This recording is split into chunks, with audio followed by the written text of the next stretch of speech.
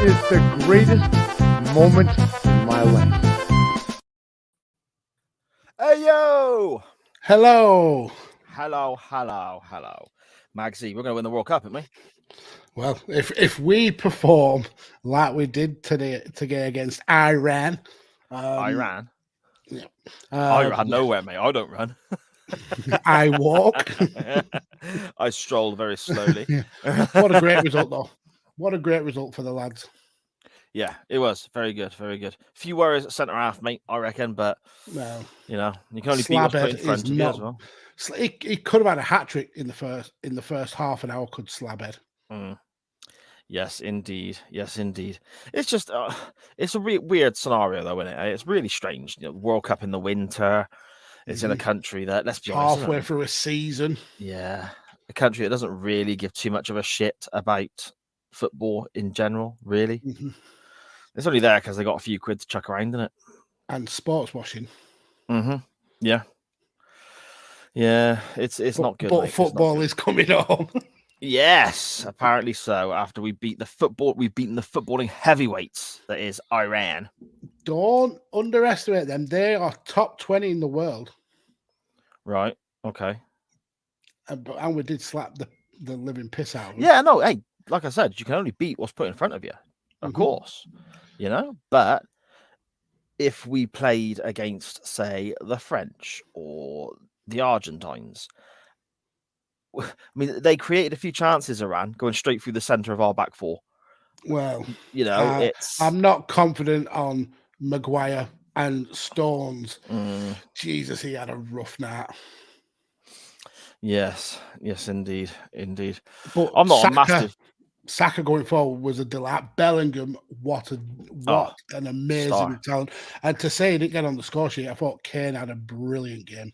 Yeah, and it seems to work really well, doesn't it? Kane sort of he drops deep, and you get the wide players running beyond him and so on. It works quite well, you know. My concern is obviously if anything happens to Harry Kane, the other options in the squad don't really do the same thing, do they? So no, you're right. But hopefully he'll stay fit. Yeah, hopefully so, mate. Hopefully so. I'm assuming, by the way, that the chat has filled out a few comments now. The Wales game is finished. It's still going as of now. They're in added time. So right, okay. Is it still 1-1? It's 1-1. Yeah. Yeah. Okay. Well, there we go. Eh? Rock and roll. Well, that's a cracking result for Wales. Yeah, you reckon? Yeah.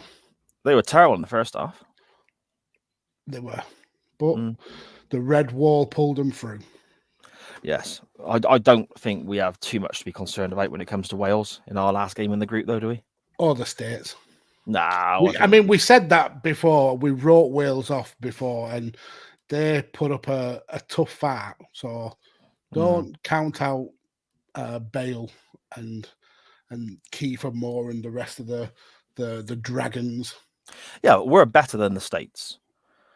And in the first half, the States passed the ball around relatively well and made Wales look all over the place. Yeah, our midfield should destroy the centre of the park with Wales or with the States. Don't like half of their side still play it like Merthyr Tydfil Town or something? You are. Is that not racism against Welsh? Xenophobia? No, Merthyr Tydfil's a Welsh team. They used to be in Gloucester's league. And I know they're a Welsh team, but just slating Welsh players that they're not at that level. What else would I mean? If it was another country, say for example, if it was like this is a wrestling show, by the way. 4 minutes in. Yeah, no, that's a good point, mate. That's a good point. Let's leave the football alone for a little bit, shall we? Eh? Until at least a Connor knows soccer might pop in the chat in a little bit. I caught some of his live coverage of the United States game earlier, a couple of minutes. He was very excitable young fellow. He is. He certainly is. He is indeed. So we'll leave the football alone for a little bit, shall we? And get on with the wrestling. Because today has to be a streamlined show because it's a 50-50 poll. So that's going to take a little bit of time. We've got a cracking non-wrestling topic. That's got to take, that's going to take a bit of time. So we need to be on the money, cracking on with it. Because I can't be up till midnight again, man, because I've got work in the morning. I know we've been lacking AW pay-per-view recently, just going long, loads and loads of false finishes. and just a 7-hour show. Yeah, drags out, mate. It drags out. So let's begin, shall we? Good afternoon, good evening, good morning, wherever and whenever you may be listening or watching from. This is Chain Wrestling Live with Mags and Si, an SJP World Media production, episode 102. I am Si, and with me as always is the chain punch to my knees that crunch, the barbed wire chair to my graying hair. That's right, I'm going with the theme that I'm old because I feel my age today. Okay, and these are all references to the Hell in the Cell match later on. It'll make sense come the end of the show. Trust me, they're clever jokes. Trust It me. never will. A podcaster who literally moaned today about having to watch 2 matches for the show, despite breaking the goddamn rules and putting 2 matches forward in the past when it fucking suited him. The podfather himself, Lord Mags. How are we, mate? I'm okay. And the only reason that I complained about it was I left it late to watch the matches, and I thought I'll just get the match in now. And then I realised I had to watch 2 matches. I was like, shit. Yeah. But two decent matches, though, so I can't really complain. Yeah, it's going to be interesting when we get to the, you know, I got a few opinions on the one match that maybe might be a bit, I wouldn't say controversial, but people may disagree with it, but it'd be interesting to see what you think, Maxine, when we give it our ratings and so on. Yeah, but what have you been up to, mate? What have you been up to? You said at the AEW pay-per-view this weekend, the World Cup started, bit of UFC as well, was there? Yeah, UFC was mired in controversy because the main star of the show was built around, pulled out with about 20 minutes before the start of the show with a stomach illness. So they had to shuffle the card around, and we ended up with some fighters who really shouldn't have been on the main card. But yeah, it was a fun show. And then AEW at the weekend. Again, long pay-per-view. They really need to start kind of like tightening up the screws. But MJF as new AEW champion. Pretty good. Spoiler alert for anyone who doesn't know the results I yet. don't care. Like Charlie in the chat, maybe. Oops. I mean, could he win the title? Who knows? Charlie stayed up as late as she possibly could. But like you said, Magsy, those shows go on for so long. Did she get to William Regal being... No, she got to, I think there was like an hour or so left. She didn't see the tag match and didn't see the main event. So she, you know, fair play, stuck with it as long as, because she didn't have a proper tactical sleep like I tried to do. So there you go. Lesson learned. That comes with age. It does, mate. It does. Well, yeah, nice quiet weekend. So yeah, yourself? Yeah, same as, mate, really. I went on a podcast as a guest this weekend. The Axe Playlist podcast, it's called, and it's one of the trio from RSH who are part of the SJP World Media Network, looking at modern day WWE every week for us. Ben, or Chuck as he refers to himself, Charlie in the chat there saying she wasn't feeling well. That was the problem. Yeah, you were a bit grotty, I understand. Fair enough. Yeah, Ben's wife, she has a podcast looking at Spotify playlists. So, you know, they've done a Halloween episode and it's like 15 scary songs and all this sort of stuff. And I was on as a guest to talk Iron Maiden with them. And we spoke Iron Maiden for a good couple of hours and I had an absolute fantastic time. It was such a good time, mate. Really, really enjoyed myself. And it's out now. So I'll share the links out so everyone can have a listen and laugh at me and my lack of knowledge when it comes to any form of technology, even as a child, never mind today. So yeah, no, it was a really, really good show. I had a fantastic time on it. It was really good. Oh, good. Spreading your podcasting wings, like as if you hadn't got enough to do with the dozens and dozens of podcasts that you're already involved with. Mate, any chance to talk Iron Maiden, love a bit of that. That is true. That is true. I mean, you talked it in the pre-show, and I did. Giving me a history lesson. Well, I wasn't. The song Alexander the Great gives you a history lesson. It's a fantastic song. It's really, really good. In fact, I may even cut a little bit into the audio version because I know Total Steve-O loves Iron Maiden. I say that very much firmly. I say that very much firmly, tongue in cheek. He fucking hates them. But Maxie, who's in the chat, bud? Who's in the chat? Well, as it's still the tail end of the football, it's a bit sparse, but all the cool kids are still in. We've got Sharon starting off the day with it's Monday night. You know what that means, and young Charlie as well. Hello, Charlie. How are you? Sharon saying what we're all thinking. Everyone's still watching Wales. And then Dan Griffin. Hello, first of all, sir. But just mugging us off with a 50-50 poll, making us watch 2 matches, you absolute set of B words. Dan said he was watching Wales, so I know. Dan saying he was watching Wales, so clearly no loyalty there with Mr. Griffin. And Dan gives a shout out for Luke Shaw. Said that Luke Shaw had a good game too. And this tickled me. Arvin Tony would have been a good backup for Kane, but he's too busy working with Paddy Power. What was it? 223 footballing bets that he got lumbered with. Jesus, that's what a silly sausage. Dan Griffin, watching USA was like watching Atletico Madrid, and you're not sheepish about going after the Welsh. The thing is, I'm part Welsh. I think I'm like 1/8 Welsh or something like that. So I think there's a cream you can get for that though. Yeah, I've looked into it. I'll have to get it. Scottish Danny, hello sir, how are you? No, did Scotland qualify for the World Cup? They did not. So he'll be leaning on his English heritage then, I would assume. Well, it's good news for the people of Qatar, isn't it? Because he's not running around stabbing everyone out there. So chopping people's hands off. Yes. Sharon said she slept through 85% of AEW Full Gear. Yes. And then Dan says you slept through a podcast recording as well. That is a total disgusting, heinous lie. Was it the horrific Doctor Who episode that you both were definitely not looking forward to? No, that's already been recorded, mate. No worries about that. I definitely did not sleep through a podcast recording. That is a disgusting, untrue accusation. It sounds true. I slept in far too late and slept through the time it would have taken me to watch the show before the recording. So we had to rearrange because I hadn't actually watched the episodes because I was snoozing until 40 minutes before we were supposed to press the little red button. Always the professional, Mags. Burning the candle at both ends. Well, I was watching AEW, look, so. Well, there we go. I didn't even have a beer, mate. I didn't even have a beer whilst the pay-per-view was on. Maybe you should have had a beer and you would have walked up. Yeah, maybe. I'll bear that in mind for next time. There we go. So then, speaking of making sure the show is professional and streamlined and firing through everything we have to do, I guess, Magsy, we better chuck some crap into the Hall of Lame so we can get that done and then move on, talk about some lame tattoos. Let's do it. The Hall of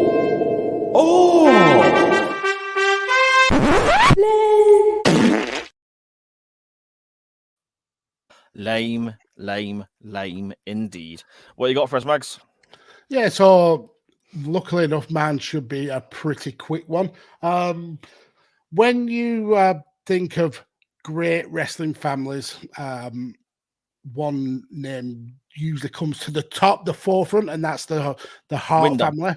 Oh, sorry. Absolutely. That name is a skid mark on the underpants of wrestling. You watch your damn mouth. No, but you think of wrestling families, you think of the Harts. Mm-hmm. I mean, you've got the patriarch of the family, Stu Hart. How many wrestling careers has he influenced with his training and running of Stampede Wrestling? You think of Bret Hart, probably one of the most technically gifted wrestlers we've ever seen.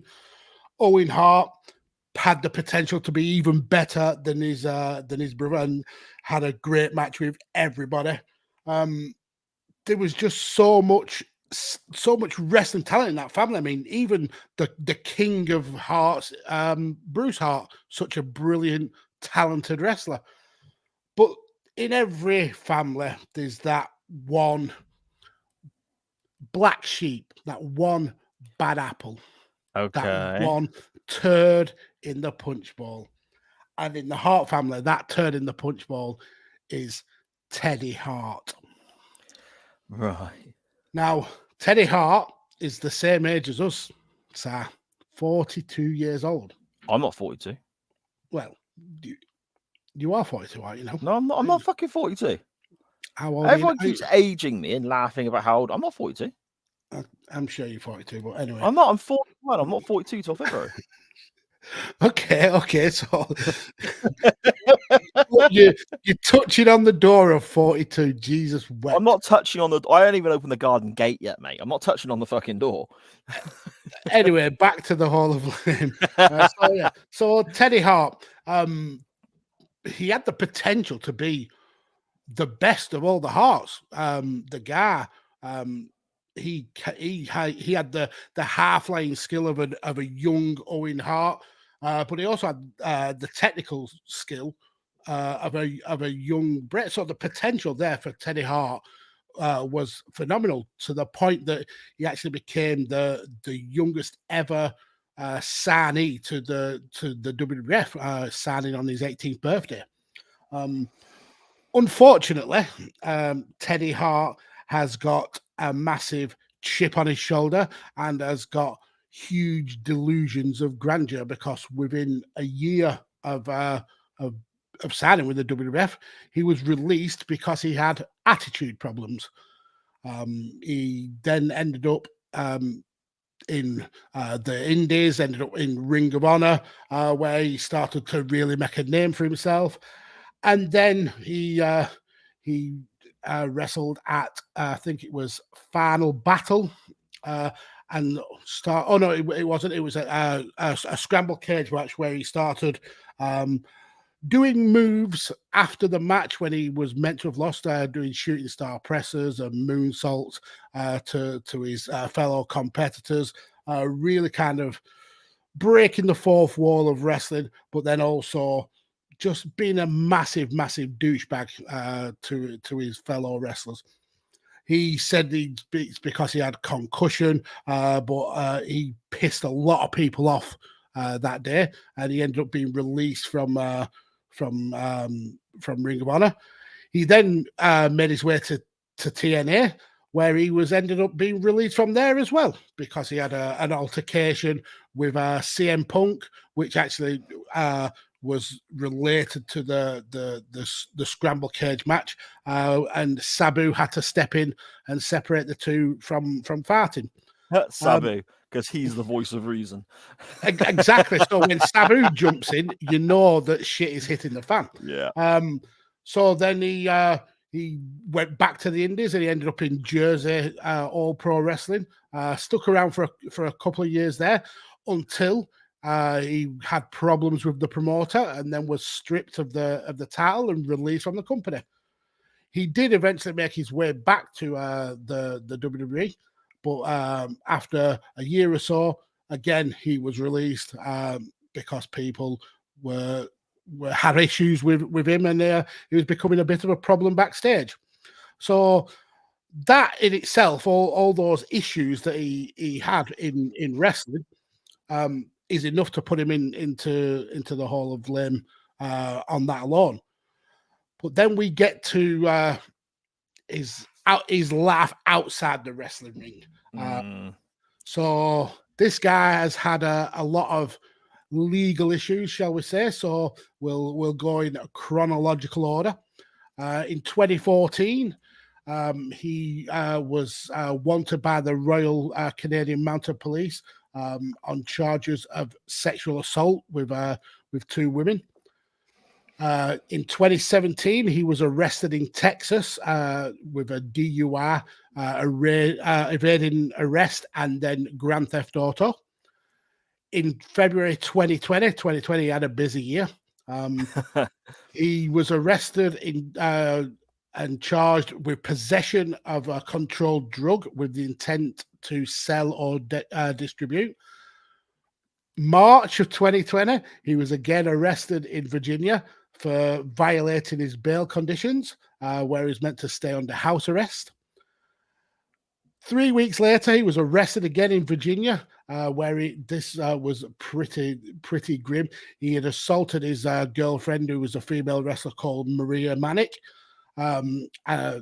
This was the house of another independent wrestler who was called Ace Montana. Ace Montana actually said he had to pull a gun on Teddy Hart to get him off Maria. The cops were called, and Teddy Hart was arrested and charged with strangulation and bodily harm. Then in October of 2020, he was arrested again in Texas. And this time he was charged with injuring a disabled person, again evading arrest, and then being in possession of a controlled substance. February, he was arrested again for all the same charges, this time back in Virginia. So, yeah, my entrant this week, and I don't think there'll be any argument, is the toss pot that is Teddy Hart. Jeez, that's quite a list. I'll tell you what the best thing to do with someone like that, who, I mean, ultimately, everyone, I think, deserves a chance to turn their life around. But when it gets to a point when they just look like they're just going to, they're on a crash course no matter what you could do with Teddy Hart is he and Tammy Sitch, Sonny, could get married. And then you can just build them their own little house somewhere on an island, stick them both out there, and just let them self-implode on their own. Because then they're not going to affect anybody else, are they? Exactly. It's just what makes it sad for me though is the potential that he had. I mean, there was a time when the wrestling world was raving about Teddy Hart, and he could be the next big thing from Stu Hart's Dungeon, and then he just self-imploded.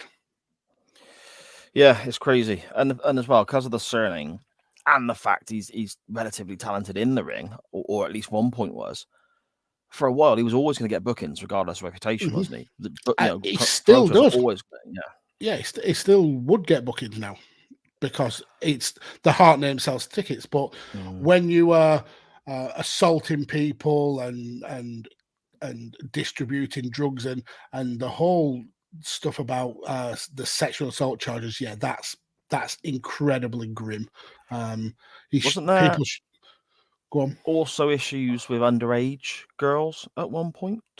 It would not surprise me. I can't comment on that. I don't want to out him as a nonce. You know me. I like to give people the benefit of the noncy doubt, but it wouldn't surprise me. The benefit of the noncy doubt. No, a very worthy entrant, my friend. A very worthy Teddy Hart. What a bastard. Get in the bin. Mine is keeping very much in theme with what we've been looking at for the last couple of weeks. We've had a very big, I suppose, Hell in the Cell running vibe throughout the last few episodes of Chain Wrestling.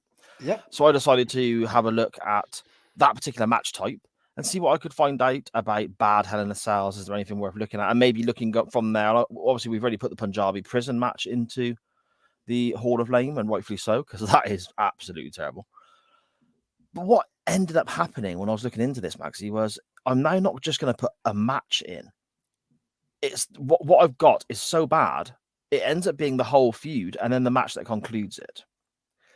This is a feud over the hardcore title, so straight away it's not going to be that great. And we're going back to September 1999, if that rings any bells for anybody. And potentially Unforgiven 99, that may narrow it down a little bit for people out there who are playing the guessing game along with us. No? Al Snow and the Boss Man? The dog kennel from hell. There we go. So, very quickly, for the feud itself, over the Hardcore Championship, Al Snow and the Boss Man were having matches about that. At one stage, the Bulldog beat the Boss Man for the title and then just gave it to Al Snow. So that's worthy of an entrance into the Hall of Fame in itself. That's ridiculous. In another contest between the Boss Man and Al Snow over the Hardcore title, the Boss Man stole Al Snow's little dog by the name of Pepper, I believe. Pepper. And what followed was Al Snow eating some food that the Boss Man made him by way of apology or trying to be his friend or whatever it may well have been. And these turned out to be, shall we say, pepper burgers, but not because they had a bit of a kick to them. Pepper pie. Pepper, yes, there we go. This, oh my God, already I'm thinking I could stop here. I could stop here. This is already bad enough. But this whole crazy nonsense feud with people stealing and eating dogs led us to the what was the proper name for it, actually? The Kennel of Hell match, I think they referred to it. Kennel of Hell match, yeah. Dog Kennel of Hell. And we had the Hell in a Cell. And inside the Hell in a Cell was another cage, which that in itself is an intriguing prospect to me. Maybe they could do something with that. It opens up all sorts of, different avenues for creative booking and so on. However, to make it this dog kennel from hell match, they had lots of dogs in it. So between the main cage that was around the ring and then the gap that, as any wrestling fans that have seen a Hell in a Cell match will be familiar with the gap from the ring to the actual cell. Mm-hmm. There was these supposedly, as we were told in the build-up, rabid, scary, hungry dogs who were incredibly dangerous and would bite people if they, got to that part of the ring. And to win, you had to escape both cages. So there was that added peril of when you get through the first cage, oh no, these terrible, scary, I think they were Rottweilers, weren't they? These terrible, scary Rottweilers would rip at your flesh. However, these dogs were not interested in fighting. These dogs were not interested in biting Al Snow or the Boss Man. Oh no. These dogs were interested in 3 things: pissing, shitting, and shagging. And that's what they did. All over the 3 best things. All over. In the correct order as well. The Unforgiven 99 pay-per-view. This was also very, very high up the card. I think it may actually have been the semi-main event, or at least third down on the card. So it was a big deal, this match. And these dogs were literally crapping all over the ringside area, pissing everywhere. Apparently, people at ringside said it stank. It was disgusting.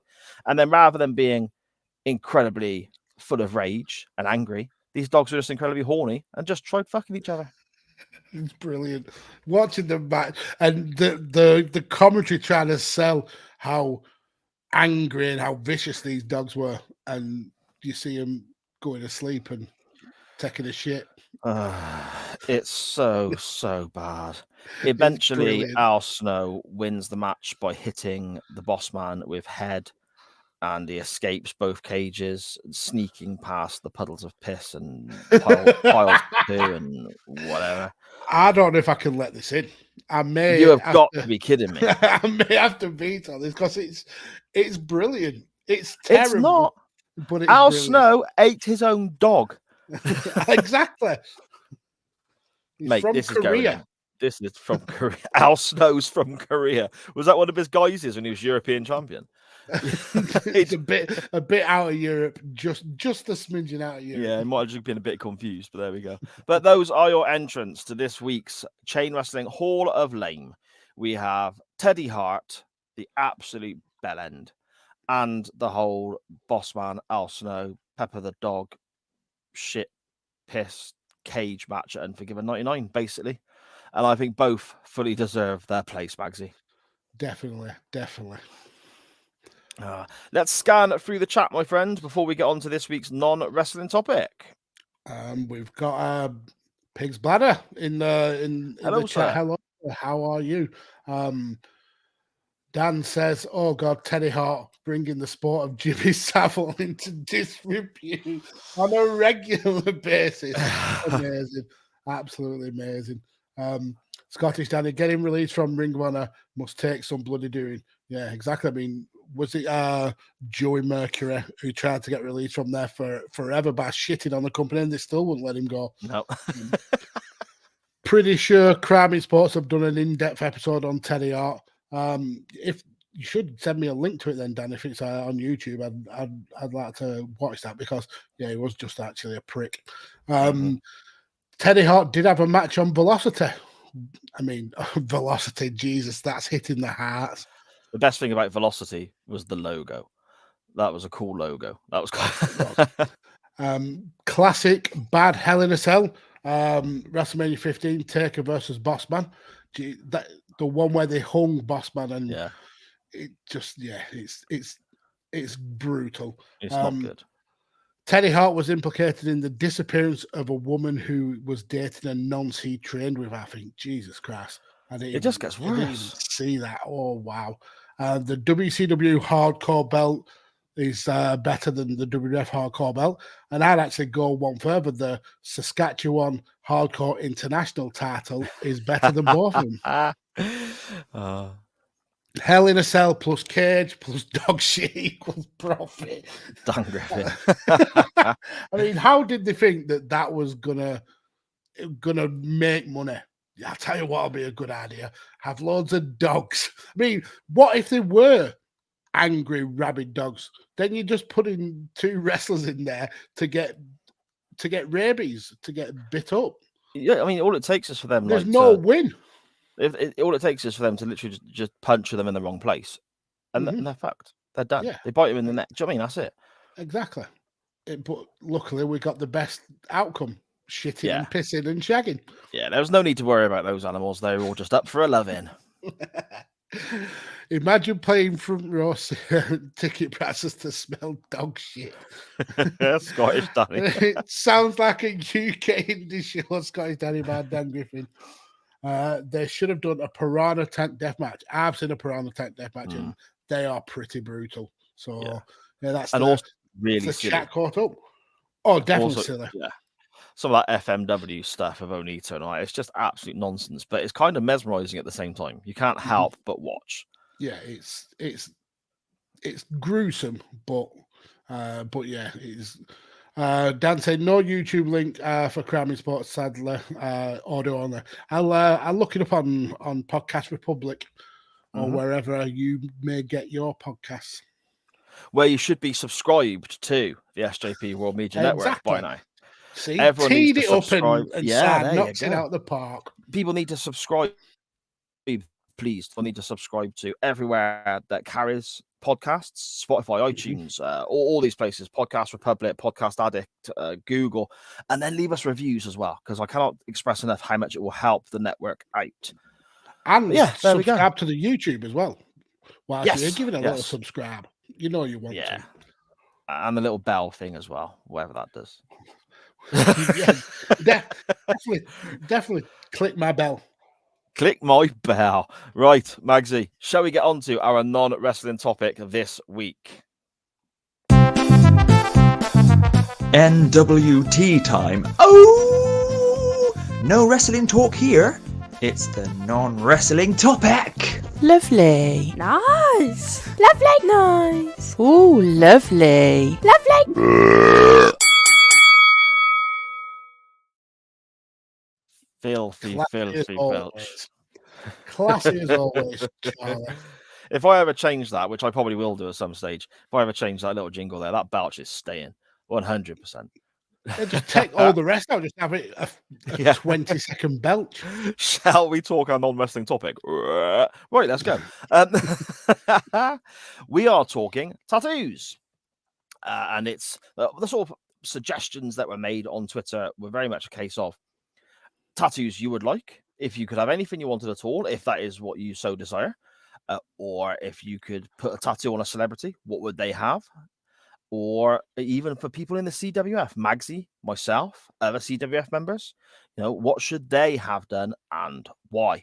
And we've had some quite amusing comments back, Mags, haven't we? We have, but none are better than this one. I'll tell you that. I'll tell you that now. This tattoo is glorious, but also horrific. That's what you should have. That you should have that. I mean, that looks like me now, and I say that word quite a lot. That's how we start most recordings before we actually press the red button. That's how you. Oh, it's Monday again, is it? Hello, you. Yeah. We begin with Chris at 82, not _ Chris. Straight away. Oh, I think Mag should get the corded neck tattoo. No, Chris, because I am not a nonce like Cordy. I've already got a neck tattoo anyway. I've got my wife's nickname there on my neck. Have you? Let me full screen me. There, look, Lou. Oh yeah, that's my wife's nickname. I've never seen that before. Well, it's only been there for 70 live episodes. Well, I did miss a few, 65-ish live episodes. Right. So what have you just wearing a baggy t-shirt, or have you had a shave? Because I've never seen it before. No, it's literally on the screen every single week. Oh man, I really need my eyes tested. I can't read anything that's on the screen now. Nothing at all. Wow, you've got bland. Yeah, Sharon in the chat will probably confirm that my eyesight is not the greatest. Dan Griffin at Dan Griffin 21 on Twitter. He says, an idea I've always toyed with is a half sleeve of various wrestling masks or face paints. Oh, that's pretty cool. Yep. Sadly, as you never know what may come out about wrestlers, I've never got it. Yeah, that's a good shout. Can you imagine if he gets a massive cane tattoo and it turns out that Glenn Jacobs was definitely a paedophile? Do you know, I feel that you have used the word nonce and paedophile so much in this opening 35 minutes that you've probably used your quota for this week's show. Barely used it. I'll have to listen back. Yeah. Dan also says, I think Sami Zayn should get a massive bloodline tattoo across the top of his back. Now, I'll beat that. He should have a bloodline tattoo as a tramp stamp across his arse, the top of his arse. Or one saying feeling Usyk. Yeah, that's it. That was brilliant. That whole segment where he gets Roman and the Usos to corpse is brilliant. They're gold. All of them are so he, good. He is right now the best thing in professional wrestling, without a shadow of a doubt. I would give an argument for MJF, but for different reasons. No, yeah, I mean, for WWE at least, then he's the best thing happening today. Exactly. You sound a bit Ric Flairish then, mate. Woo! Dan Griffin's partner in crime, Rob at UTT Rob on Twitter. He says, if you could have anything done, you could start by paying off the mortgage. All right, Mr. Preachy. Bloody hell. Eh? Straight to the point. I'm not wasting bloody money on tattoos. I can pay off 100 quid off my mortgage instead. Yeah. See, I can't do that because my mortgage, defaulted and they took my house. So I just rent now. Sod you, Rob. I win, sort of. He needs Dan Griffin. He needs a capital R on his left after a man on the right. So when he bends over, it says Roman. Or if he wants to really kind of stick the knife in, get J Us and then bends over and J Uso. Oh, brilliant. Oh, I'm assuming we're still talking about Rob here. Rob should have a Roman tattoo.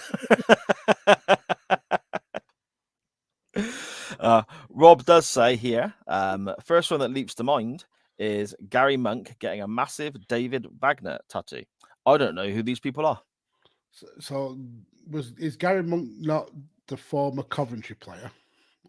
David Wagner managed Sheffield Wednesday. So unless it's Gary Monk is managing Sheffield United, and perhaps we're going to have to get some sort of footballing background to that. I imagine Dan Griffin in the chat will be able to help us out. I'm not sure. And he also says here, does Rob, at Millwall Chris 1, QPR crest to cement at Bang Bang Andy, and my theory that we should be allowed to mock him when QPR lose. That's fair. Yeah, I reckon that works. Yeah, and then that Chris said, this sounds like the reverse of football's Mark Bircham, who claims he's a QPR fan but has a large Millwall tattoo. Jesus. Amazing. Connor Knows Soccer, at Connor Knows Footy on Twitter, who has just popped into the chat now saying, hello, gentlemen. Hello, Connor, my friend. Hello, sir. I hope you had a fun stream for Wales and the States. I checked in for a few moments before I had to sort of continue my prep for this show. That's right, I do prepare. I know it doesn't seem like it, but I do. And he was very, very animated and into it and passionate, which is great stuff to see. And Connor also mentioned maybe he should get one of those heart monitors for the next time United States play and try and link it up to the screen to see how his heart rate reacts. And I think that would be fantastic viewing. Because a better one, get one of those TENS machines. And every time the States let a goal and he electrocutes himself.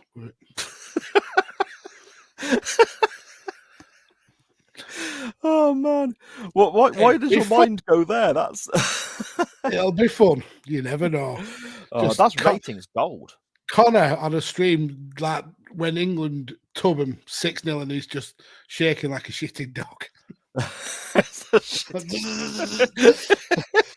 Kane goes forward and he's to Sterling and Connor, let us know your thoughts on how the United States did this afternoon. I'll pay what for the evening. tens machine if you're going to do it. And let us know what you think about the next game, because that is against us, isn't it? Our England side. So let us know what you think there. But Connor says his family has both Scottish and Irish roots. So I would get, well, that's a shame, isn't it? You're, Scottish, Irish, and you're going all the way around the good part of where we are, but you're on the outside, aren't you? So my family is both Scottish. What? I'd argue that they're the best part of Great Britain, to be quite fair. Yeah, that's because you don't come down to Gloucester very often and see where the quality really is, mate. I wouldn't want to. Fair enough. Sorry, Connor. He says, my family has both Scottish and Irish roots, so I would get something like a weaved design on my arm from my wrist to about halfway up my arm, stopping in the middle as like an homage to my family's origin. Yeah, that's quite nice. Some sort of Celtic kind of vibe, I suppose, Magsy. Or like a flag, just the two flags mixed in together. Yeah. Or maybe a haggis and a clover leaf. Or a thistle. A thistle would be better than a haggis, wouldn't it? What's wrong with a haggis? Well, nothing's wrong with a haggis, but if that was a good shout. Get a haggis tattoo now, just to spark Sar. Okay, a haggis wearing a kilt with a little face on it. I'll tell you what, because you've got such a little round head, you look a little bit like a haggis. Well, I have never been so offended in all of my life. How very dare you? I'm so sorry. Oh dear. The truth comes out. I'll put pig's bladders in the chat if you're there. A little bit of homework for you, my friend. Do not draw me or Photoshop me as a haggis with a kilt on, or as a faggot, as he was going to say. I'm not meaning like a haggis with with a kilt on around it. I mean literally just around haggis and the kilt around the that sort of thing it's what's in my mind, but see what you can do. At Morty_Fitch_pod, the Morty and Fitch show on Twitter. Apparently they would like #Spagos on their arse, which is the name for their listening tribe, I suppose, Magsy, isn't it? It is. Dan Griffin in the chat, a maggis. A maggis. Oh man, that's got to be a t-shirt if he does that for us. That's got to be. I'm not on here to be mocked. Are you incessantly? Not? Yes, I could stay at home for that. Then in that case, I've completely misunderstood our relationship, and I apologise. Only 2 years in of recording, and it's just been incessant mocking. Oh dear.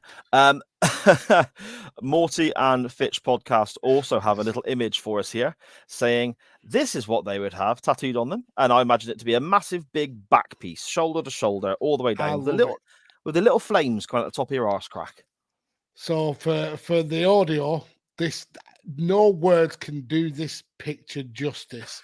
But you've got Fitch. No, you've got Morty dressed kind of like David Walliams, would you say? Very David Walliams looking. Yeah, I can see that. And then you've got Fitch who looks a little bit like Nick Knowles, holding a frog. And is that a knitted dildo? Looks like a knitted dildo. I mean, that won't be much use, would it? It might be a dildo warmer. You never know. Oh, because nobody likes a cold dildo. Exactly. And then they stood in front. I mean, neither of them have got any legs. Let's just get that out of the way. But they stood in front of basically a hog roast with the head of Dan Griffin over the fire. It's amazing. And Dan in the chat, the irony that I'm being roasted, I roasted Fitch far worse than I am getting roasted in that picture. Exactly. Yeah. It's great artwork. I listened to the episode. I listened to an episode, that particular episode, Fitch versus Griffin, and it was funny. It was very funny. And they had like an insults battle at the beginning, back and forth. And as much as I love Fitch, he cracks me up. Dan Griffin annihilated the guy. Mm-hmm. It was very good. Fitch would have cried, I think, afterwards. You reckon? Yeah. He looks like a crier. doesn't Yeah. Okay. Well, in what context? When he's there with a knitted dildo. So in what context is he? And a he frog. He looks like a crier. Okay. Yeah. That's why the dildo's knitted, to dry up his tears. I'm glad you said tears. And Anyway. then use it as lubricant for Oh, his for God's sake. masturbation. The nonce.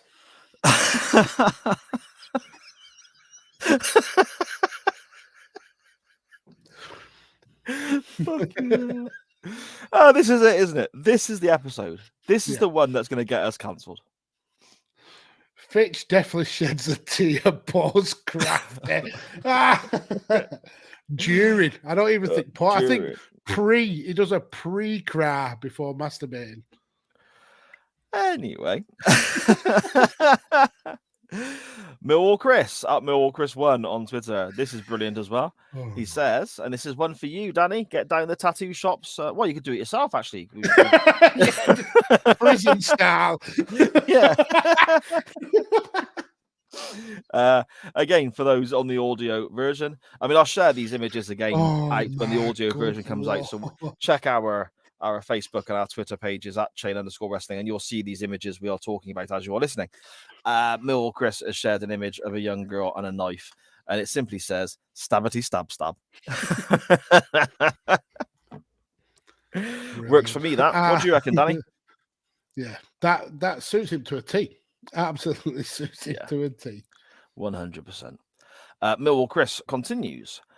Andy at Bang Bang Podcast should get a tattoo of Marvin Elliott because he knows how much Andy loves him. Andy responded, an absolute legend. And I'm going to be surprising absolutely nobody when I say I don't know who Marvin Elliott is. I predict he plays for Bristol City. Okay, fair enough. Yeah, okay, well, that makes sense. Scottish Danny himself at Scottish Juggalo on Twitter. He says, always thought it was crazy how The Undertaker got this tattoo, meaning the Sarah one, on his neck, where his ex, they were married, weren't they? Him and that's it was Sarah who was stalked by DDP. Yes, that's true. What a great use of a 3-time world champion that was. God damn Vince McMahon, why can't we have nice things? He says it was crazy how The Undertaker got this tattoo, and then when they got divorced, got an even worse one to cover it up. Must have been painful in more ways than one. He had it lasered off as well, Magsy, didn't he? Which is brutal. Yeah, there was a little period where you could see it fading from the laser treatment. But lasering tattoos it's more painful than having the tattoo. Right. It's really brutal. But yeah, he did ruin a tattoo with an even worse one. So I do agree with Scottish Danny there. Yeah, that's fair enough. Our good friend at Pig's Bladders, here he is here saying, Bret Hart to get a Goldberg tattoo. No explanation needed. No, I am going to ask for an explanation. Not about why, but what. Would he have the Goldberg, almost tribal Goldberg pattern done? Or would he have literally a Goldberg's face? You know, that's what I want to know. What would Bret Hart have done? He would have that tattoo, but with Goldberg's face and the same words underneath. And just 174-0 underneath that. Yeah. Oh, dear. At Bang Bang Podcast, Pig's Bladder says here, to get hair tattooed on his head. So mean. So mean. Again, it's self-explanatory as to why. Oh, dear. Yeah, you get all sorts now for people who are losing their hair, don't you? Yeah, wigs they're called. Okay. And can you imagine rocking up to a recording of Bang Bang and Andy's there with a wig? I hope he would have like an afro, like the Scouser wig. Do you know what I mean? Like Graham Souness in the 70s. You know, that's what I'd like. Yeah, knowing Andy, he would get a wig and it'd still be like a Freya Tuck style, and then with a comb over. So when it's windy, he gains a foot in height because his hair does that. Brilliant. Oh, I love you, Andy. Don't worry, honestly, mate. We're so sorry. MGB Graham at MGB Graham on Twitter. He says, if it wasn't such a sensitive area, who are misses, I would like a black circle on my heel to create the impression of a Tar Heel. Won't mean anything to you, but for followers of college sports, they will know that means I'm a big fan of the University of North Carolina. North Carolina? Woo!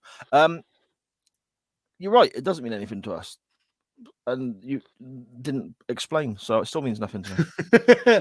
I'm assuming that their sports team is nicknamed the Tar Heels. I have no idea why. Maybe that's where they make tar in the States. But on a black circle on your heel, that the heel. Oh, I'm thinking the sole. Yeah, on the heel makes sense now. The heel's the bit behind your foot, mate. Do you know what I mean? It's at the end. I was thinking the sole, and then like, why would you get a tattoo on the bottom of your foot? But now it makes sense. Sorry, Graham. It doesn't make sense. I don't know what it means. Black like a heel, like tar. You know, like I'm aware of what tar. Yes, I know what color tar is. For crying out loud, what is wrong with you tonight? Why are you the way you are? What's going on? I have no idea. Lack of sleep and just being made to watch 2 wrestling matches. So, it's black on his heel, like a tar heel, I would assume. CWF in the chat, do a bit of research for us, and we'll carry on running through these messages. Let's look up the Tar Heel and University of North Carolina college sports and so on, and let us know what that means, because I'm none the wiser. No, me neither. We come to one of my favorites parts of the show, the at Total Steve-O section of the show. And Steve-O hasn't actually given us any suggestions for tattoos for himself. He just goes on a mad rant. Yeah, I mean, obviously Steve-O has got some bloody incredible artwork on in mind. You know, the tattoos I see on his live videos and all that, absolutely, really impressive stuff. It looks fantastic. But yeah, Steve-O says, tattoos are a funny one with me. Some people just shouldn't get them, whereas some people look great with them. Simple example, Sheamus did his workout video with Ricochet recently. Sheamus would look ridiculous with a tattoo. He absolutely wouldn't he? But Ricochet looks like awesome with them. Yeah, well, he would. But Ricochet looks awesome with them. A perfect example of terrible tattoos is Michael Cole. Those random sailor-style ones. I get it, tats have always followed trends, but some trends just don't last, and people of that age, 50s onwards, I think, look terrible. Okay. I'm still in the process of trying to get my left leg completed, more flowers, he says here, and finish the upper thigh of my right leg. But these projects take so long, especially when, in my case, I don't live in the area my tattoo artist is. It's been 2 years. Obviously, I'd imagine lockdown and the pandemic would have played a part in that as well, Mags, I would guess, Yeah, absolutely. To put in perspective, Steve-O says, I used to see him 2 times a month. Okay. I always think of Ricky Gervais and Steve Merchant's attack on people that say, have a look at my tattoo. I say, that's brilliant. And what I'm really thinking is, that's shit. And then he says in brackets, I know Sai will butcher the way that's delivered. Lol. Correct. Did I butcher that? Did I? No, you don't sound like how Steve-O would sound, that's all. Okay. Well, what you do it then? You sound like Steve-O.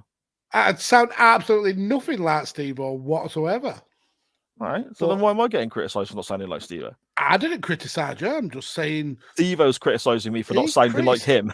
Yeah, exactly. I'll tone up my Steve-O impression for next week. Yes, that's my homework for this week, Max. Steve-O continues. I feel the same if anyone goes out their way, and I get it a lot. Here's my tattoo. 99 times out of 100, I politely smile, but reality is I cringe inside. Literally happened to me on Saturday. Guy showed me his rib tattoo. I thought inside, you paid 600 quid for that shit. Brilliant. I know I'm answering opposite, but other wrestlers I think awful.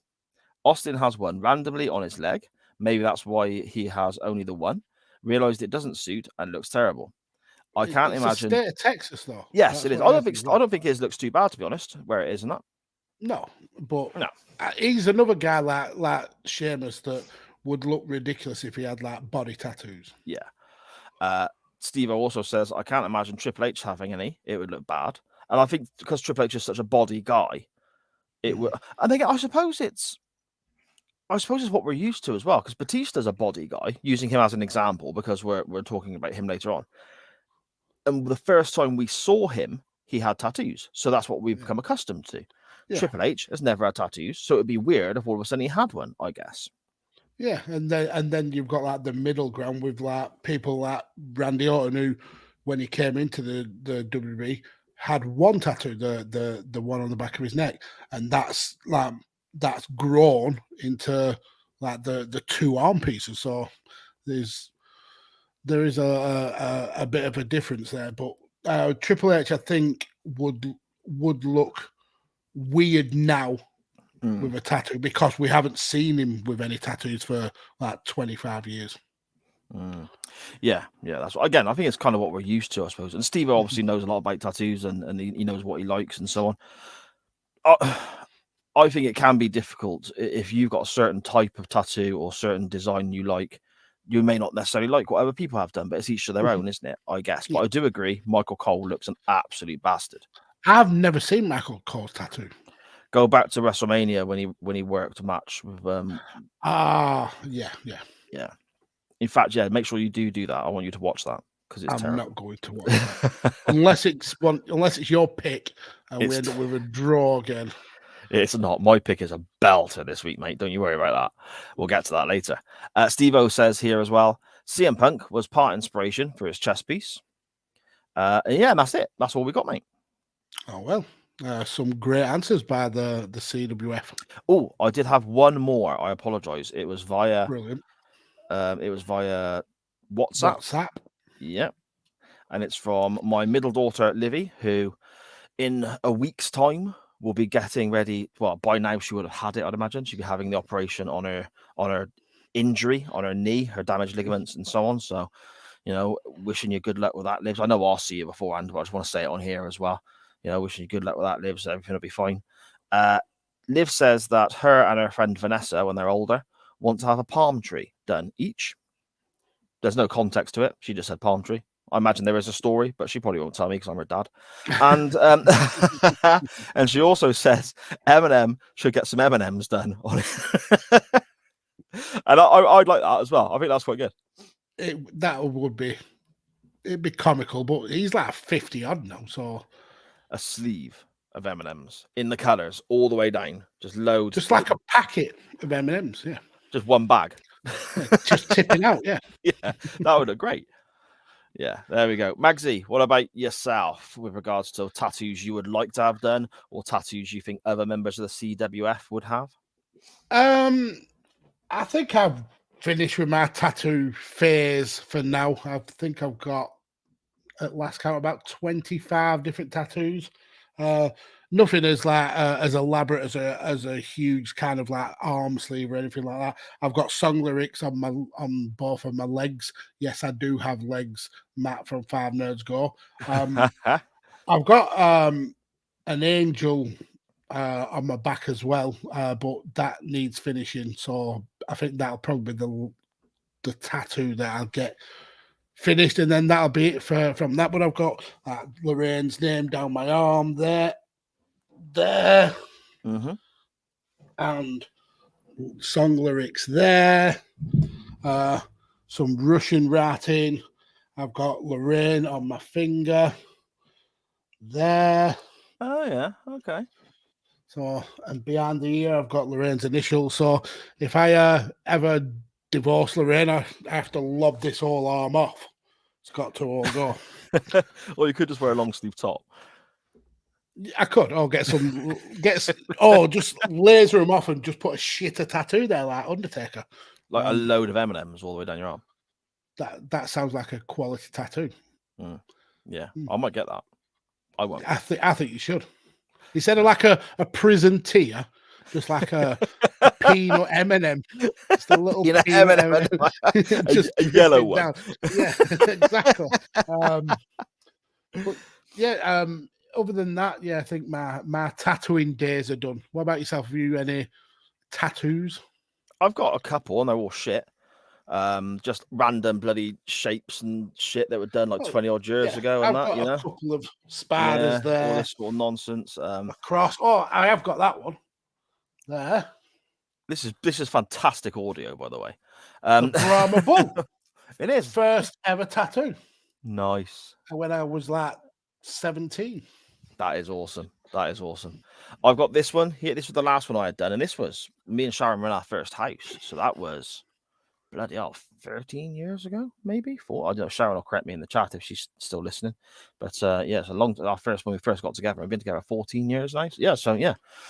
And a friend of hers did this for me, and it's actually the front cover from. I can't turn my arm that way. The front cover from the Velvet Revolver album Contraband, where the guys from Guns N' Roses are in it with the ex-singer from Stone Temple Pilots, and they split up. They did 2 albums. They were good. I saw them live a few times. Thought it was fantastic. And then I saw Slash. Rock supergroup. Yeah, exactly. And then I saw Slash a couple of years after the band had split up, and he'd had the tattoo done himself as well. So now everyone thinks I copied Slash, but I had it first. But Slash had it on his penis. Yes, exactly. It looks like she's crouching down on a cold day. Stuff I'd like to get done. Again, it always comes down to money, and financially, it's never really going to be viable, I don't think. But I'd like a sleeve done to cover up some of the crap I've already got. And in that sleeve, I would like an Eddie from Iron Maiden. I would like the Kiss faces, the makeup from the Kiss guys. I'd like a little TARDIS from Doctor Who in there somewhere. All things that mean a great deal to me incorporated. Yeah. And you mentioned about song lyrics and so on. There's a couple of lyrics I would like done, but an idea that Sharon had that I thought was absolutely fantastic was having the intro to our wedding song for our first dance. I was hoping you were going to say the intro to Chain Wrestling, then that would be but written in musical note form, just the first line or two, and both having it done on us somewhere, and we would know what that is, and nobody else would really. I really like that idea, but again, it's timing and getting around to it. My wife's got some fantastic tattoos as well. She's got song lyrics and band logos and not logos, but if you know the band, you know what it means, and I love that kind of insider kind of thing, Oh, that's cool. For you, Magsy, I think you should get a great big Blackburn Rovers badge done right across your chest, and then you should get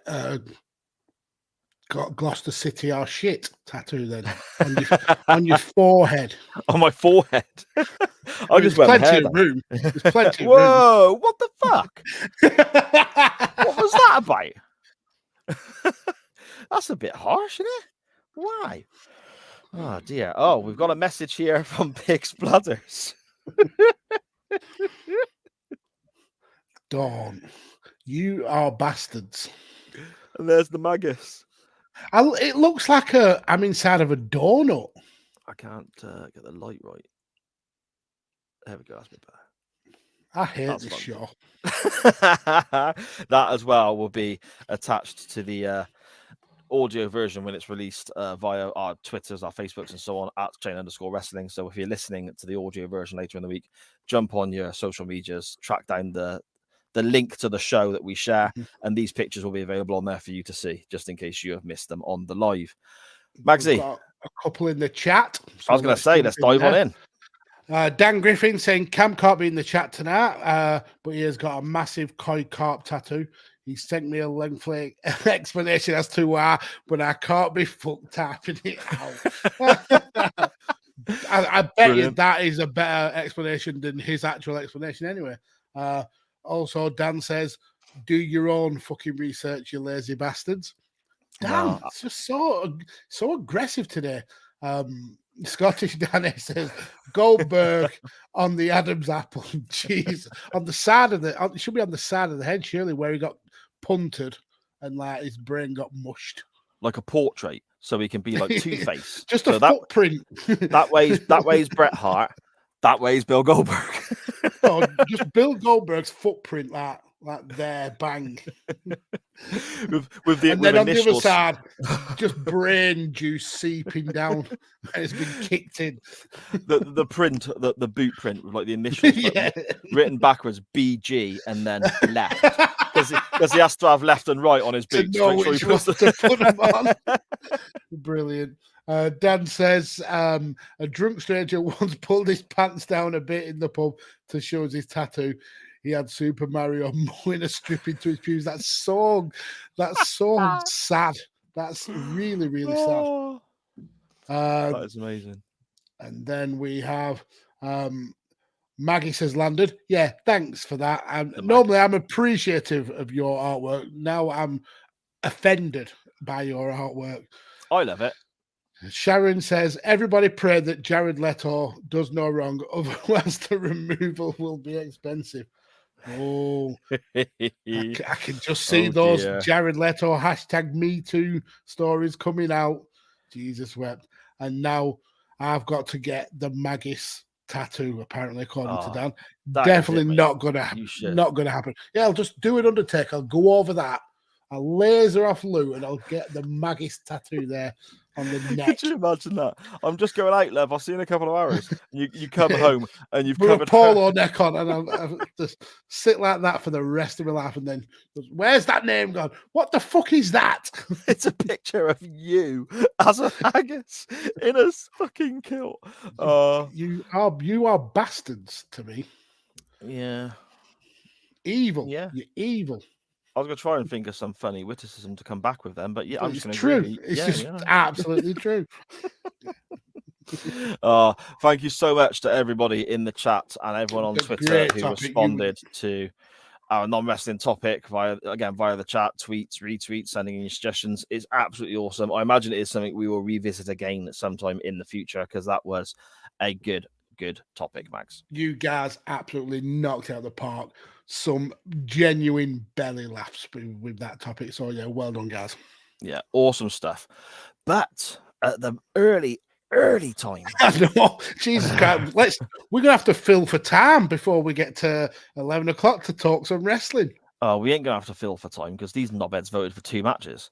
They did. The tossers. Let's get to it, shall we? Let's get ready to rumble!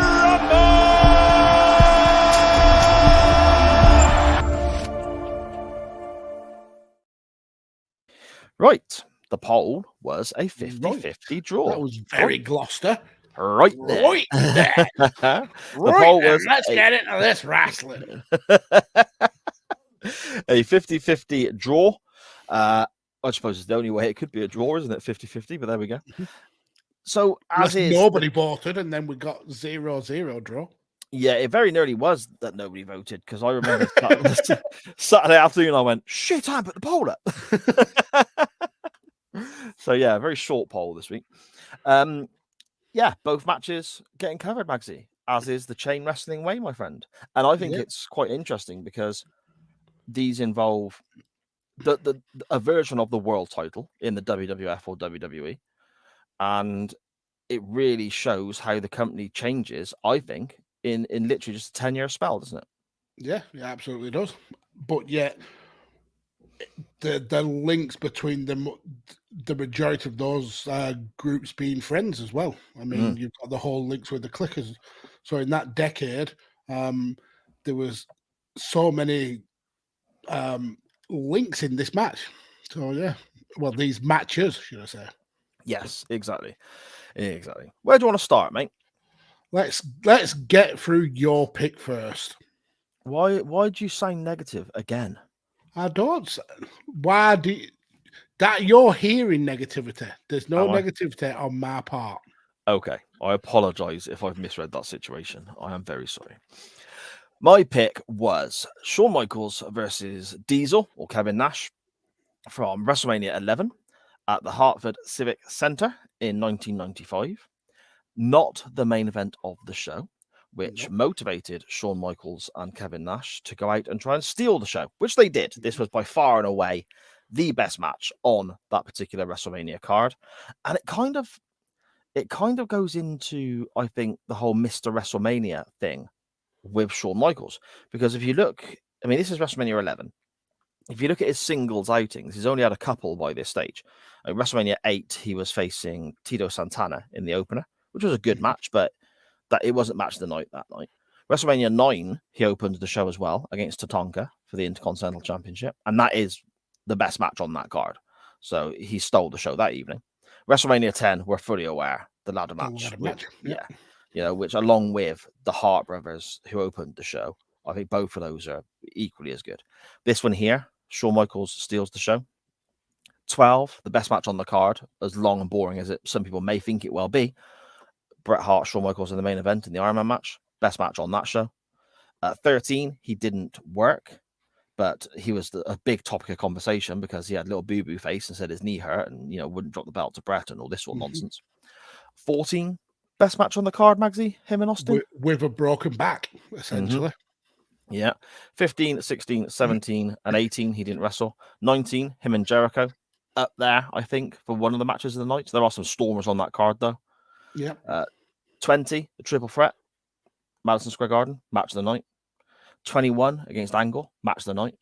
And so on. It just goes on. And the whole name, Mr. WrestleMania, isn't just a cliche for me. I think this guy is the greatest performer WrestleMania has ever seen. Yeah. Magsy, absolutely. what do you think?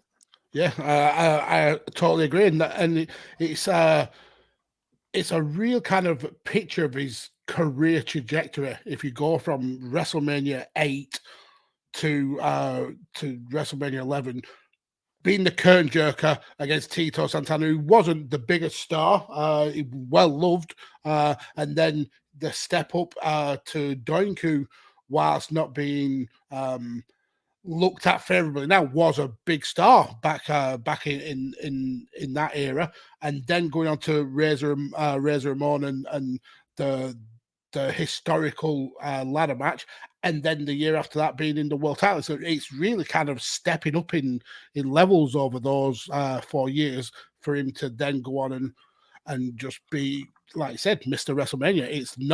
It's not all hyperbole. It's not all cliche. It is true. He's a big time player, and when it comes to those big shows, he wants to be the thing that everybody remembers. And more often than not, when he's at WrestleMania, he steals the show. Yeah, there's a video package, isn't there? Around this time, I think it's either 12 or maybe 12 when he wins the title is potentially the one when he says, I will give you a show no one else can. Mm-hmm. You know, I will, you know, like me or hate me, I will give you the best show you will see. And I think he's correct. And Jim Ross on commentary always says the same as well. Is that Ric Flair and Shawn Michaels are the two greatest wrestlers he's ever seen. And I agree completely with Jim Ross. They're my two top guys as well. But he says that nobody has ever outperformed Shawn Michaels on the biggest stage. Yeah, exactly. Yes, and you can see here he's had a fire lit under him, I think, because Kevin Nash, I imagine, well, you hear stories about the Bam Bam Bigelow and what was the guy's name? Lawrence Taylor, wasn't it? The American Taylor, yeah. Yes, the American football guy. And that was a better match than it had any right to be. Mm-hmm. But that went on last. And Kevin Nash was pissed off by this, but I think ultimately we all know what Nash is driven by. He was getting paid. Exactly. He was, whereas Shawn was very upset about this, that his match was not going on last. He'd won the 95 Rumble going in at number 1. Mm-hmm. Here we had the whole, I suppose, side step to the story of the winner of the Rumble was supposed to be accompanied to the ring by Pamela Anderson.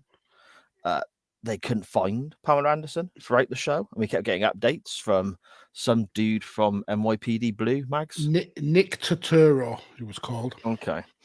I have no idea who that is. He was an actor on NYPD Blue. Ah, thanks for clearing that up. We're going to get to the match in a moment, but we'll sort of cover what we see on the show beforehand. We get a Diesel interview not long before the match actually starts. And it's obvious here Kevin Nash trying to play a baby face before we get, Big Daddy cool version of Kevin Nash in WCW, the NWO, strutting around with Scott Hall. He's not comfortable, Mags, is he? He's very wooden, very wooden. Before that, we do hear from Shawn Michaels in like a locker room scrum almost, when he's talking with Jenny McCarthy, and I think Godfather's there. He is way more confident on the mark. Kevin Nash especially when he's been a babyface, he looks like a rabbit in the headlights. He's just not good at portraying a face promo. As a heel, he can lean into his laid back, cool kind of mindset, but as a face, yeah, he's not good. I don't like it. No, what it did tickle me though, he's trying to say, because Shawn Michaels has said that he's definitely going to be leaving the event with the WWF Championship, and Diesel responds, "Well, that's really awkward or really difficult because I'm definitely going to," and he's trying to say retain the title, but he can't get the word retain right, and he has 2 or 3 attempts, and basically makes this funny noise, and then just goes, "I'm keeping the belt." Which I thought was absolutely brilliant. You know? I think the star of all these like kind of pre-match interviews though was Sid, when he was saying, "Your dream is gonna be a nightmare," and then says it again for no reason. The guy was so intense. It's unreal. Sid's great. Yeah, he is. He's superb. I love Sid. Yeah, so do I. It's brilliant. Speaking of Sid, he is there with Shawn Michaels as his bodyguard, and Diesel touches upon this. Diesel replacement. And he says, "I've been in that role. I know how Shawn's mind works." So I like that because it's adding a little bit to the storytelling there, isn't it? It's kind of making sense as to how Sid's going to operate. Kevin Nash is going to, got it figured out and all that. And there's a few different moving parts to just a one-on-one match, Magsy, isn't there? Yeah, there is. And then you have the will she won't she turn up of Pamela Anderson, who went missing according to Nick Turturro, but I think the real story is that she thought that Shawn Michaels was a toss pot, and she ended up coming out with Diesel. But Shawn Michaels, to say he didn't get to walk out with Pamela Anderson, he didn't do too badly for himself with Jenny McCarthy. I don't think there was any losers in that scenario. No, maybe Sid. Sid's just walking at the back, like, flexing and look at my waistcoat and my super noodle hair and all this sort of stuff. Kevin Nash's entrance is cool because we have the glass that they went on to use for Austin as well, don't they? On the sort of quite narrow entranceway that smashes and Diesel walks through the glass. And this is where I think he looks a little bit more comfortable with his role because he's able just to saunter down with the belt and very so on. Like plodding. Yeah. Just doesn't have to race. His music perfectly fits his kind of mindset as well because he's so laid back. Is as cool as the other side of the pillow. Yes, indeed. And I think we got some really cool gear here as well. Shawn Michaels gear, the white gear with a little red trim to it, I think is a bit unique to what Shawn would normally wear. That looks quite good. Diesel's wearing the standard Kevin Nash Diesel gear. And Sid's in this leather pants. There you go. And Sid's in this leather waistcoat, but just looks so intimidating, stood behind the much smaller Shawn Michaels, Mags. Yeah, it does. I think Sid has always had a really imposing figure. But yeah, it's all the hallmarks of what should have been a main event. It just wasn't. Yeah, exactly. And we see straight from the off, don't we? As soon as the bell rings, well, even momentarily before the bell rings, that Shawn has got his working boots on here. He's flying about the place, making Kevin Nash look super strong. And yeah, just the guy's just a bumping machine, isn't he? And props to Diesel as well. He's not known for keeping a fast pace in a wrestling match, and it certainly does slow down later in the match. But in that opening couple of minutes, he keeps pace with Shawn Michaels, and that's not an easy thing to do. But like I said, Shawn does make Diesel look $1 million. That first punch that lands after all the kind of the duckings of clotheslines, it looks so brutal. It looks just like he's cleaned Shawn Michaels' clock with it. Yeah, exactly. We get some ridiculously high moments from Shawn as well during this match. There's a back body drop early on where Shawn, I think, damn near comes down with ice on him. He goes up so high. Yeah, that was insane. There's another one where he goes through the ropes to Diesel, which looked very dramatic as well. And the whole time that this is happening, Shawn is coming across incredibly frustrated because he's you know, whatever he does, it just takes Diesel one swing of the hand, and Shawn's back on his arse again. All his work totally undone. Yeah.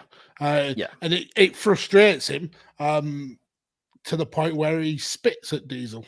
Mm-hmm. Yeah. And this that's the turning point, because that winds Diesel up. He runs at Michaels. Michaels is able to avoid it, and then is able to land a few shots of his own finally. Yeah, and it's really funny because the amount of times I've watched this match back, not recently, well, today for the show, obviously, but before that, I've not watched it for a little while. You can see almost the start of a turn here, I think, because the fans are starting to cheer for Shawn in certain moments, despite the fact he's supposed to be this despised, nasty heel and he's spitting and all this sort of stuff. Especially towards the end of the match, which we'll get to very soon. There's moments where the crowd, I think, are behind Shawn Michaels, Max. I mean, you can't not.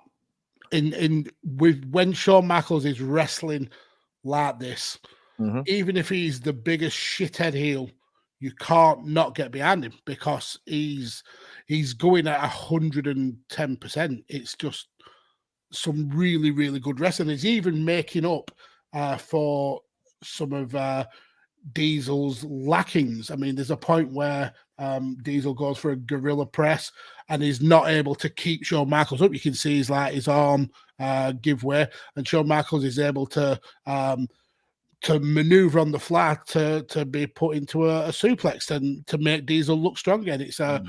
It's almost a masterclass by Shawn Michaels of working in this match. And like I said, he did it because he was pissed off that he wasn't the main event, and he felt like he had a point to prove. And my God, did he prove it? Yeah. I also think that the dynamic of the two here, you mentioned there about how Michaels is working and so on, you can't help but admire the guy in this scenario. The dynamic, I think, of having the champion, this 7-foot monster, and the heel, excuse me, the heel challenger being the much smaller guy, almost the underdog based on size and power and strength. You naturally root for the underdog, I think. And I think that kind of doesn't help the story they're trying to tell, because Michaels is wrestling like the underdog as well. He's trying to use his speed. It's hit and move, whereas Diesel is more of the big monstrous type, I suppose, almost like an 80s throwback potentially, but as a heel that Hogan would have to vanquish. Yeah, it's always hard to have a babyface monster. If you're the best part of 7 foot, you are naturally a heel because you're the one who can dominate your opponents. So it's a hard match to sell when the heel is the smaller opponent. But I think if anyone could pull that off, it is HBK, because we all know he loved himself at this time. He was very arrogant, not only in the ring, but also backstage. But when you work as good as he does, it's hard not to have a bit of appreciation for him. Yeah, definitely. You mentioned there Diesel misses the big boot running at Shawn and ends up sort of his leg over the top rope. This allows Shawn Michaels to get a few shots in, and then they both basically fall to the outside. But Shawn Michaels does the old skinning of the cat, pulls himself back in. Yep. So straight away, that's a baby face spot for me. You don't see heels do that very often. And then he climbs to the top rope and flies off the top rope onto Diesel on the floor. Again, a high spot that is going to get cheers, or at least admiration. And then we kind of notice for the first time, for me anyway, Mags, you may have seen it beforehand, how busy it is outside the ring at this WrestleMania. Yeah. There's so many photographers. There's obviously the cameramen. There's the commentary table, which again looks very close to the ring. There's all these celebrities everywhere. And it gets to a stage where Michaels and Diesel are literally having to push people out of the way to carry on doing what they've planned to do. Well, Michaels is particularly pissed off with the cameramen or the photographers, because he picks one up by the scruff of the neck and drags him into the entrance ramp. Just so he is out of the way, and then later in the match when we're doing a ring post spot, you can see he's very, very physical with another cameraman. What the same cameraman that I think Diesel is a little bit more gentler with when they do the spot, but Michaels is pissed off with these photographers. You would not have wanted to be a photographer in this match, but there are so many of them. When the match is in one side of the ring, leaning on the apron of the other side, there's 5, 6, 7 photographers all taking photos. It's it's very, very weird, and I understand that a lot of that is because of Pamela Anderson and Jen McCarthy, 2 huge stars. But yeah, it was too compact to have that many people around ring, I think. Yeah, and their kit doesn't help either, because this is the era of the very big clunky cameras as well, isn't it? With the big lenses and so on. So yeah, Kevin Nash on the outside has hurt his ribs. And then Shawn is effectively sells it for so long as well, ridiculously long. Yeah, it's Kevin Nash. He's in no hurry to do anything, is he? So he's going to take his time. And again, the weird thing is me saying that the pace then slows for a bit, but this isn't down to Nash. Michaels is in control here, and he has the middle portion of the match. He does slow down, and we see Michaels dropping a few elbows as well as a few other moves, and then he applies a sleeper. Bulldog, a bulldog as well, which he doesn't normally pull that move out of his repertoire. The sleeper is applied, which I think always makes sense when wrestling a bigger opponent. That part of storytelling, I think, is something that should be used a lot more. We get the silly, 3-arm drop thing though, with Diesel not letting it drop on the third occasion. And Sid's reaction as well is priceless. No. It's gold. Diesel fights back from this, and we see the snake eyes from him, which was his finisher when he was Vinny Vegas in WCW. So I always get a bit of a kick out of that, Mags. Yep. I don't know if I enjoyed the way he hulked up too much. But I did like Michaels trying to keep the sleeper locked in by essentially jumping on his back, getting a piggyback. But that was a good way to lead into the snake eyes. Yeah. We do go back and forth again for a little bit, I suppose. Anytime Kevin Nash looks like he's building any momentum, Shawn goes back to the ribs. But as you mentioned, Magsy, he does kind of hulk up at one point, doesn't he? And it just looked weird. It does. It's very cartoony in an era where they were trying to step away from being a cartoony. And he also then stopped selling the rib injury that had him down on the side for a good 10 minutes. Luckily enough, we have someone who's better at selling, and that's good old Earl Hebner with his broken ankle. Before we see the broken ankle, we see Shawn's arse. Why not? I mean, we've seen that multiple times now. There we go. They're on the outside. The referee jumps to the outside, doesn't he? Because the guys are wrestling on the outside. Sid looks like he's going to interfere. So Earl Hebner hops down to stop Sid and warns him, "You interfere one time and you are out of here." And then crumples because apparently his ankles are made of Weetabix. Yeah, exactly. It's not a good look. We then get the guys go back in the ring, but Earl Hebner is really struggling here, isn't he? He's clearly hurt himself, for real. And as they go back into the ring, this is where we get a spot in the match that, according to Shawn Michaels, this was a Vince McMahon spot. He insisted on having this put into the match. According to Shawn Michaels and Bruce Pritchard as well on his podcast talking about this event, it's the Sweet Chin music. So as they get into the ring, Shawn hits Diesel with a Sweet Chin music. Yep. Shawn makes the cover. He's got the match won. Again, he's now going to be cheated out of a clean win over the champion. So you're getting sympathy on Shawn here. Before the referee does make it in, counts to 2, Diesel kicks out, and they're booed out the building for this moment. Yeah. Apparently, both Nash and Michaels said to Vince, "That's ridiculous. They're going to boo us out the building for this." And Vince, lo and behold, they were right. There you go. And Vince apparently after the match apologized for this spot because he realized he was in the wrong, which is something you don't hear very often about Vince McMahon. Yeah, and it leads into the whole the rhetoric that you were talking about earlier. that's a very much a face move. Shawn Michaels as a heel shouldn't have been like that. It just doesn't make sense because that's getting sympathy for Shawn Michaels. Yeah. Yeah. Sid takes the turnbuckle cover off at one point. With the shittest penknife in the history of the world. Yes, it wasn't good, was it? It wasn't good. We get quite a cool moment where Shawn jumps off the middle rope and Diesel catches him sideways on and turns it into almost like a side slam. I thought that was very impressive. Very strong by Diesel, but also his ribs were hurting not 5 minutes before. So great selling there, Diesel. But yeah, it looks impressive.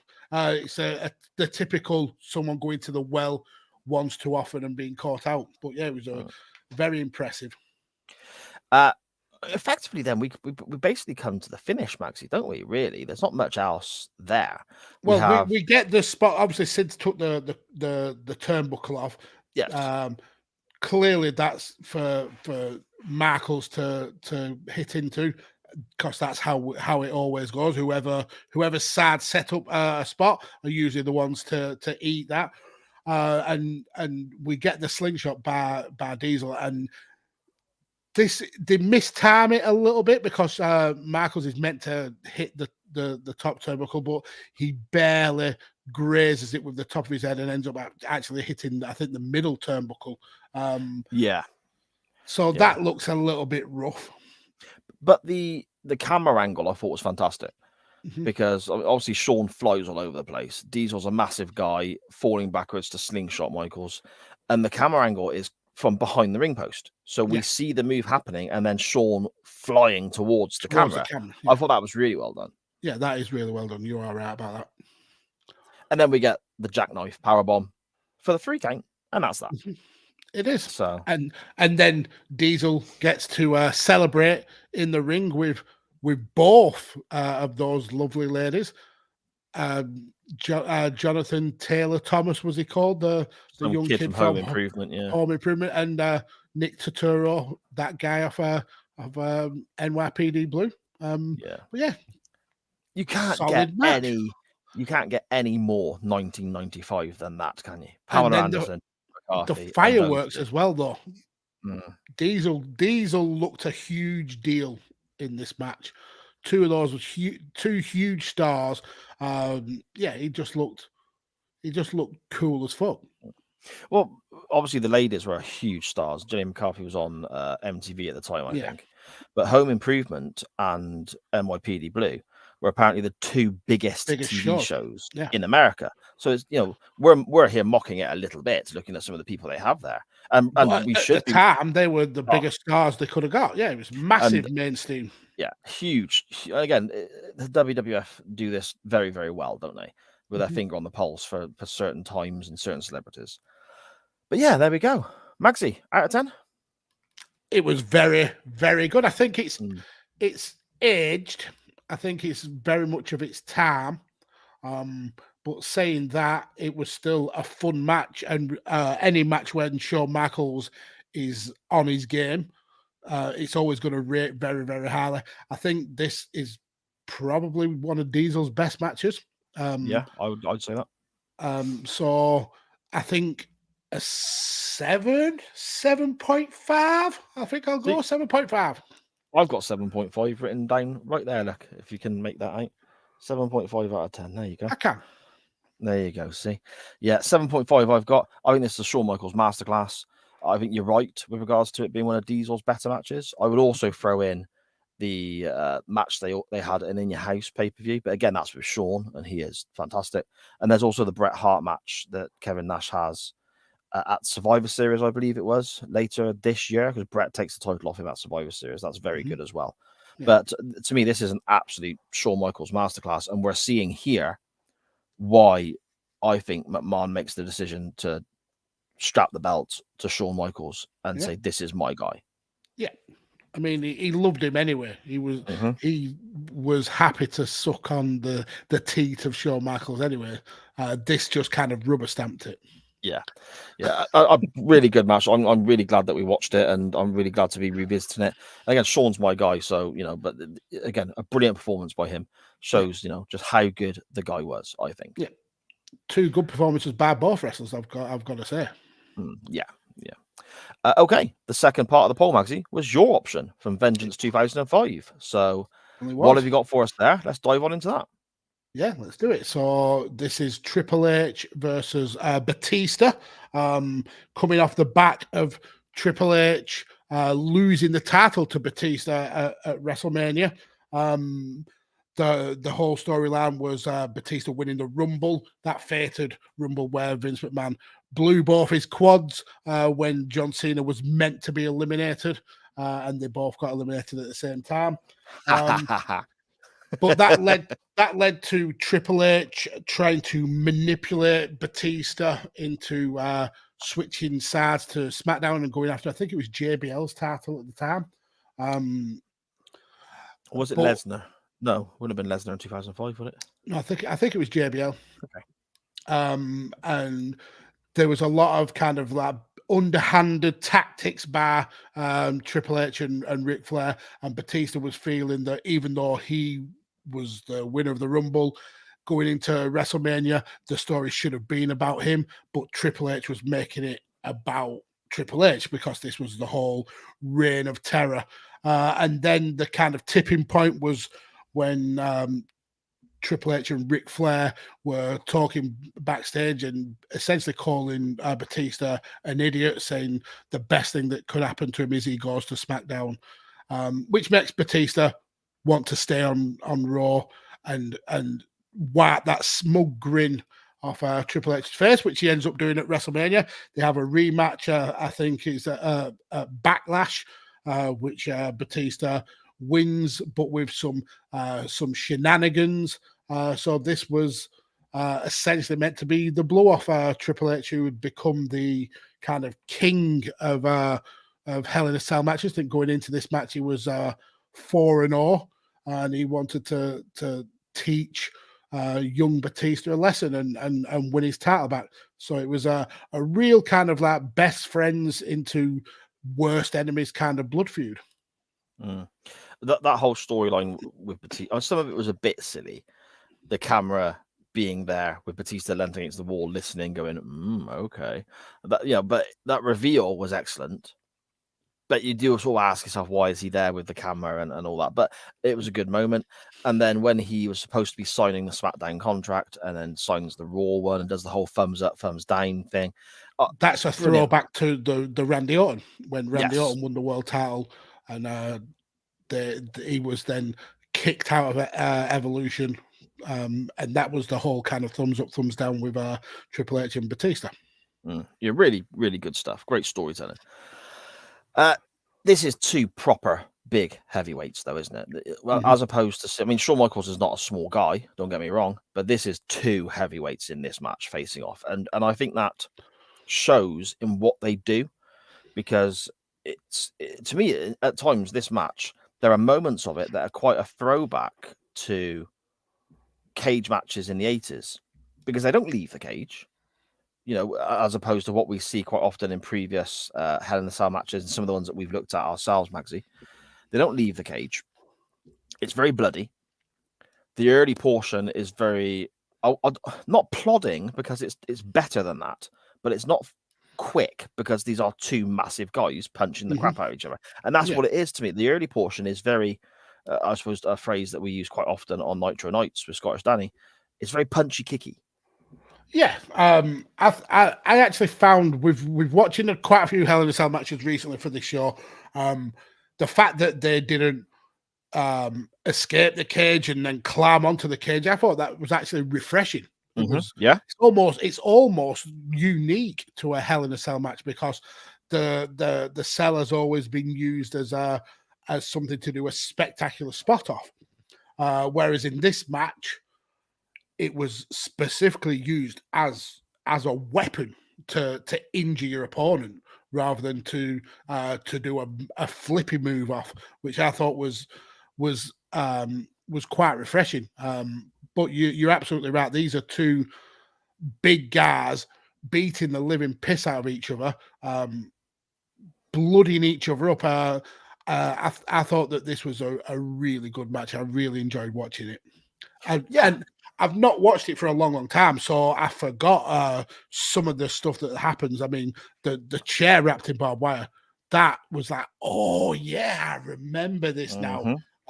So yeah, it was very different to most Hell in a Cell matches, I would have said.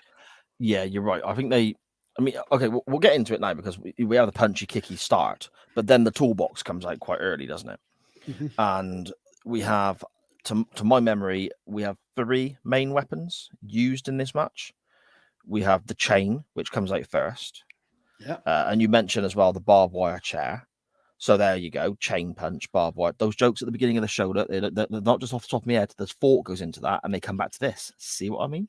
Brilliant. But we have the chain that they wrap around each other's hands and use as a weapon to punch with. Well, Triple H, first of all, use it as a whip. Yes, early on, he's whipping Triple H. That looks brutal. Sorry. And then he hangs him as well, doesn't he? In multiple ways, though. Very, very clever by Triple H. First is he has Batista on the ring apron, and he lies down pulling the chain from the other side of the rope, and then he kicks Batista's legs out, so Batista sat on the apron and he's yanking him up. And then the last one, which is really clever, he boots Batista fully off the apron, and he's pulling him almost to the point where he's dangling him over the ropes. Really good work.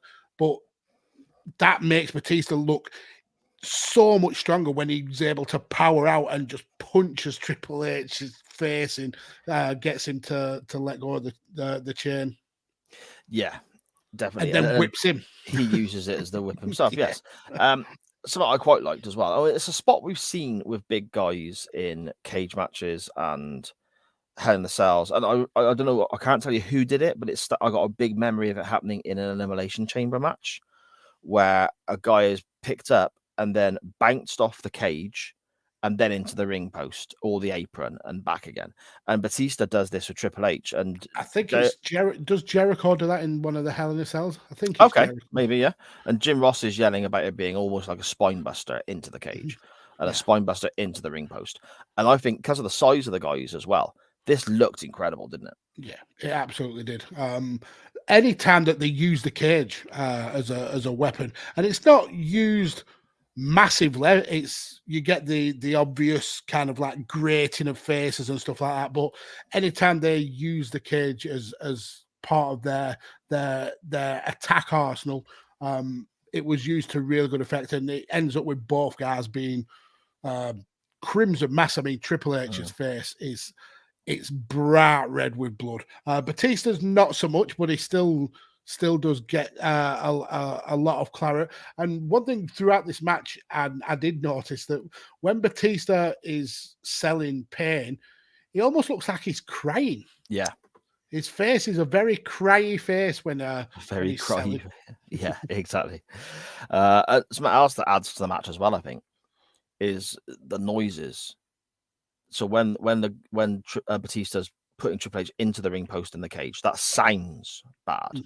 When Triple H is whipping Batista with the chain, it sounds horrific. Yeah. Sometimes the visual is terrible and it looks dramatic. It looks very brutal.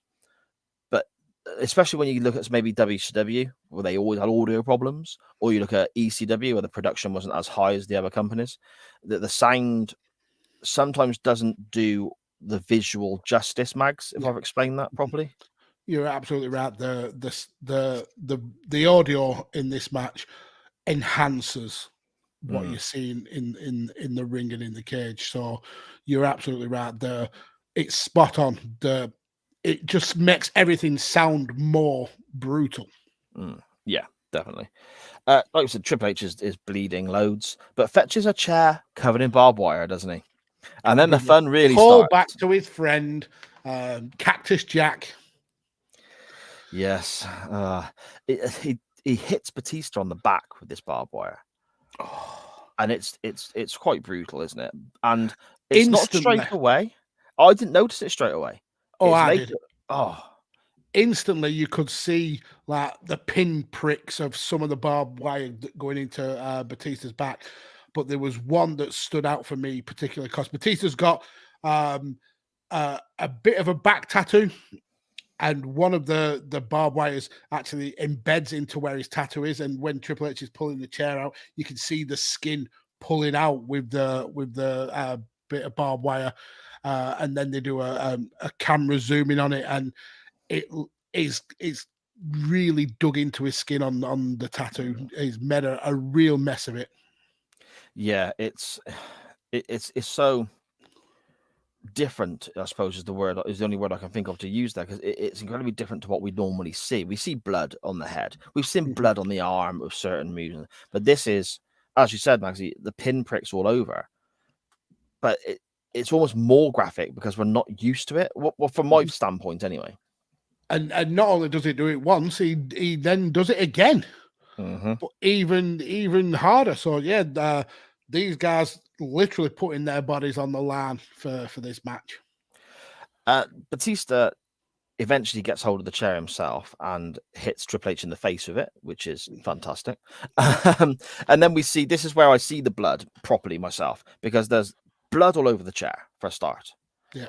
And there's blood all over Triple H's chest. He's now crouched in a certain way where the blood is pouring down himself and it's covering his chest. And that's when I saw the blood on Batista's back as well. And I just thought, man, this is getting pretty crazy. Yeah, and there's a brilliant spot where Batista is grinding Triple H's face with the chair. Really, I mean, we know it's gimmicked, and we know that he's probably not putting as much pressure in as it looks, but Jesus Christ, that looks rough. Yes, totally. They also tease a pedigree on the barbed wire chair at one point. Now that is, the crowd are baying for this to happen, aren't they? They're excited about this. Evil bastards they are. Yeah, and that's, I suppose, when I made my note saying, I noticed it there for the tease of the pedigree, but the crowd are into this right from the off. Yeah. I mean, Batista is over at this point in 2005. They adore this guy. Yeah. There's a huge pop for him with his fantastic entrance music as well. And I mean, whenever I hear that music and I see that the pyro, it always takes me back to watching Xavier Woods backstage. He's just so passionate about this song and Batista's entrance. But yeah, it's so, Batista was white hot, and Triple H, this may be him proving just how good of a heel he was. He, love him or hate him, and the booking that kept him on top for so long, but he's a damn good heel. He's a proper shithead of a heel. And you can't not love him for it. He is very, very good at what he does. There's a power slam by Batista onto the barbed wire chair. My goodness. He does it ever so gently, though, and I appreciate that from Batista. He knows that this is going to hurt because he's felt it in his own back a couple of times. So he very calmly and gently power slams Triple H onto the chair, and he does it again later on when we get to the ring spot. He's very gentle with his power slams. Yeah. Well, this is the boss's son-in-law, isn't it? He wants to be careful. Exactly. He got to keep his job. This allows Batista to go back to the chain, which he wraps around his fist to start throwing these chain punches, these metal punches into people's faces. But before that can happen, he gets DDT'd onto the barbed wire chair. My God. Brilliantly done. Absolutely insane. Yeah. Triple H by this point looks like he's paying tribute to the early 2000s version of Jeff Hardy, because his hair is now soaked in blood, but in such a way it looks like he's dyed it red. It's almost as good as when Ric Flair bleeds and his whole shocking white hair goes red. Triple H's is almost that good. If he had white hair, it'd be absolutely spot on. But the amount of blood it's got to the point on Triple H now where it's like coagulated as well. So it's really kind of sticky red blood, almost like he's wearing a mask. It looks brutal. If Triple H had white hair, he looked like a cross between the Maestro from WCW And what was the guy we put into the Hall of Lame, Magsy, dressed all in white? Mordecai. That's it, from around this era. He looked like a cross Mordecai between and those two. Hogan. It looked Yeah, there you go. Batista's face is bleeding by this stage, and they're fighting on the outside now. And we're back to a little bit more of the slugfest because they're getting tired, and it's dramatic enough already, I feel. And when this is happening, we can hear one absolute dickhead in the crowd shouting "boring." Boring. What an No, asshole! what a knob! What a complete. I mean, this match is far from boring. Mm-hmm. It's far from it. What a pillock he was. He was.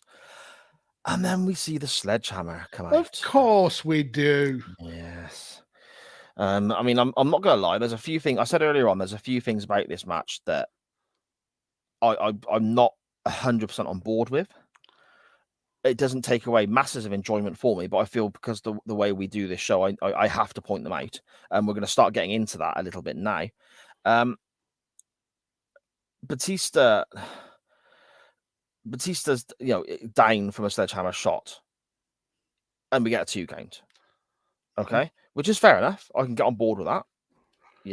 That can happen, I guess. I mean, he's been hit in the mouth with a sledgehammer, and he kicks out at 2. He's supposed to be this big super monster. I can appreciate that. But then we get more and more and more, and I think that we get more sledgehammer shots. We get the stuff with the steps, which we'll come to shortly, and then we get the sledgehammer where Batista jumps off the rope. No, sorry, Triple H jumps off the rope, and Batista hit in the throat with lifts the sledgehammer up, almost like you can imagine somebody putting their foot up as their opponent jumps in the middle rope and catch them under the chin. Now, I've got an issue with people who criticize, AEW is the big one because of the near falls, and I mean the AEW pay-per-view we watched this weekend, there was numerous pile drivers and tombstones that people kicked out of. Mm-hmm. I don't like that. I think if you're getting dropped on your head, it should be a finish, because I want to suspend my disbelief. Hence why I think the DDT should be a finish still. But maybe that one's a bit of a stretch. But a pile driver or a tombstone, or there was one match I'm fairly certain a guy took 2 tombstones on the weekend and kicked out. Mm-hmm. Now that to me is getting a bit silly. However, it's AEW. It's the way they promote their wrestling.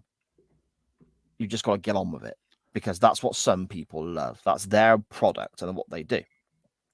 Here, I think you can put the same level of criticism as to what these guys do in the last 5-10 minutes as to what AEW do, and quite openly get criticized for all the time, because you're seeing people get hit in the head with steps, a sledgehammer, a chair covered in barbed wire, a sledgehammer again, punched in the face, the head, and the back of the neck with a chain. And they constantly kick out. I think this ending to the match, as brilliant to watch as it was, it does get onto that AEW borderline silliness. Yeah, I understand that. A sledgehammer shot should finish a match, because you're essentially caving somebody's brains in with a very heavy piece of metal. So I agree with you. It does get silly, but then when you think people have been DDT'd onto a chair made with barbed wire, that should finish a match, to be quite fair. So I get the point about wanting to suspend disbelief, but this is also the wacky world of wrestling. If you hit somebody in the head with a sledgehammer, you go into jail for attempted murder. That didn't happen. So, and also Triple H does cover the sledgehammer with his hand. He never actually hits people with a sledgehammer. It's always with his hand, which I've never understood why. He hit Shawn Michaels in the back at SummerSlam 2002. He does. Bastard. But it does get a bit overboard in the last 5 minutes. But we are building to a crescendo, I suppose. And if you've started as heavy as these guys have done, you have to keep upping it, or else it would finish like a bit of a damp squib, wouldn't it? So no, you're right. And again, it's I've got to bring it up because I would criticize AEW for something like this. I would criticize Ring of Honor, Impact, whatever. So I've got to bring it up because I'm not saying that WWE are my company or I'm biased in that way, any way, shape, or form, but I feel that people are quick to jump on certain things we see in wrestling now. And this is what, 17 years ago now it would be? That's right, isn't it? And we were seeing it then as well. And I don't remember there being that much criticism for that. No. But it was also not week in, week out, I suppose. No, that's fair enough. That's fair enough. Oh, and you mentioned there about you were sort of building to a crescendo, getting towards the finish. Do you want to talk us through a couple of the things we see in the run up to the end of the match, Magsy? Yeah, so we see Batista really kind of start to use the steel steps as part of the finish. He actually uses the bottom section of the steps, which is something that you don't really see a lot. It's usually that the two steps at the top, but they do get crashed into Triple H's head. But he brings in the bottom half of the steps. He leans them into the corner, which I thought was really cool. Kind of almost like you would see with table spots to basically throw Triple H into. And then we get a tease of Triple H doing a pedigree on the steps. Batista's able to fight his way out of that. Hits his famous spine buster on the steps. Then goes for his Batista bomb. And this is where Triple H had the opportunity, I suppose, to end the match when he had the sledgehammer in his hand. You okay, mate? For that. Yeah, just every week, without fail. But Triple H has the sledgehammer as he's being lifted up for the Batista bomb, but doesn't have the opportunity to use it. Magsy's just dying away. Look, I know it's every Monday without fail. And he gets the Batista bomb with the sledgehammer in hand. And I actually got a very recent love for this spot because I'm actually playing Assassin's Creed Valhalla. Okay. And it's based around Vikings and stuff like that. And going to Valhalla, you have to die with your axe in your hand. Valhalla being like essentially heaven for Vikings. And seeing Triple H lose this match with the sledgehammer in his hand and still be led on the floor at the end of the show with the sledgehammer in his hand, kind of like it has a lots of symbolism to the Viking and Norse mythology. So I really did appreciate that. But wow, what an end to it. I mean, you said it was a very kind of like over the top, and I agree with you, but an exciting last 3 or 4 minutes to this match. Yeah. I'm not. I suppose it is a criticism, but it's not. Broken this for me. It's not ruined this for me. It's something I noticed. Something that I was a little bit like, okay. Do you need every single one of those spots in there? If they just removed one or two, or maybe 2 or 3, whatever, you'd still have had the same effect.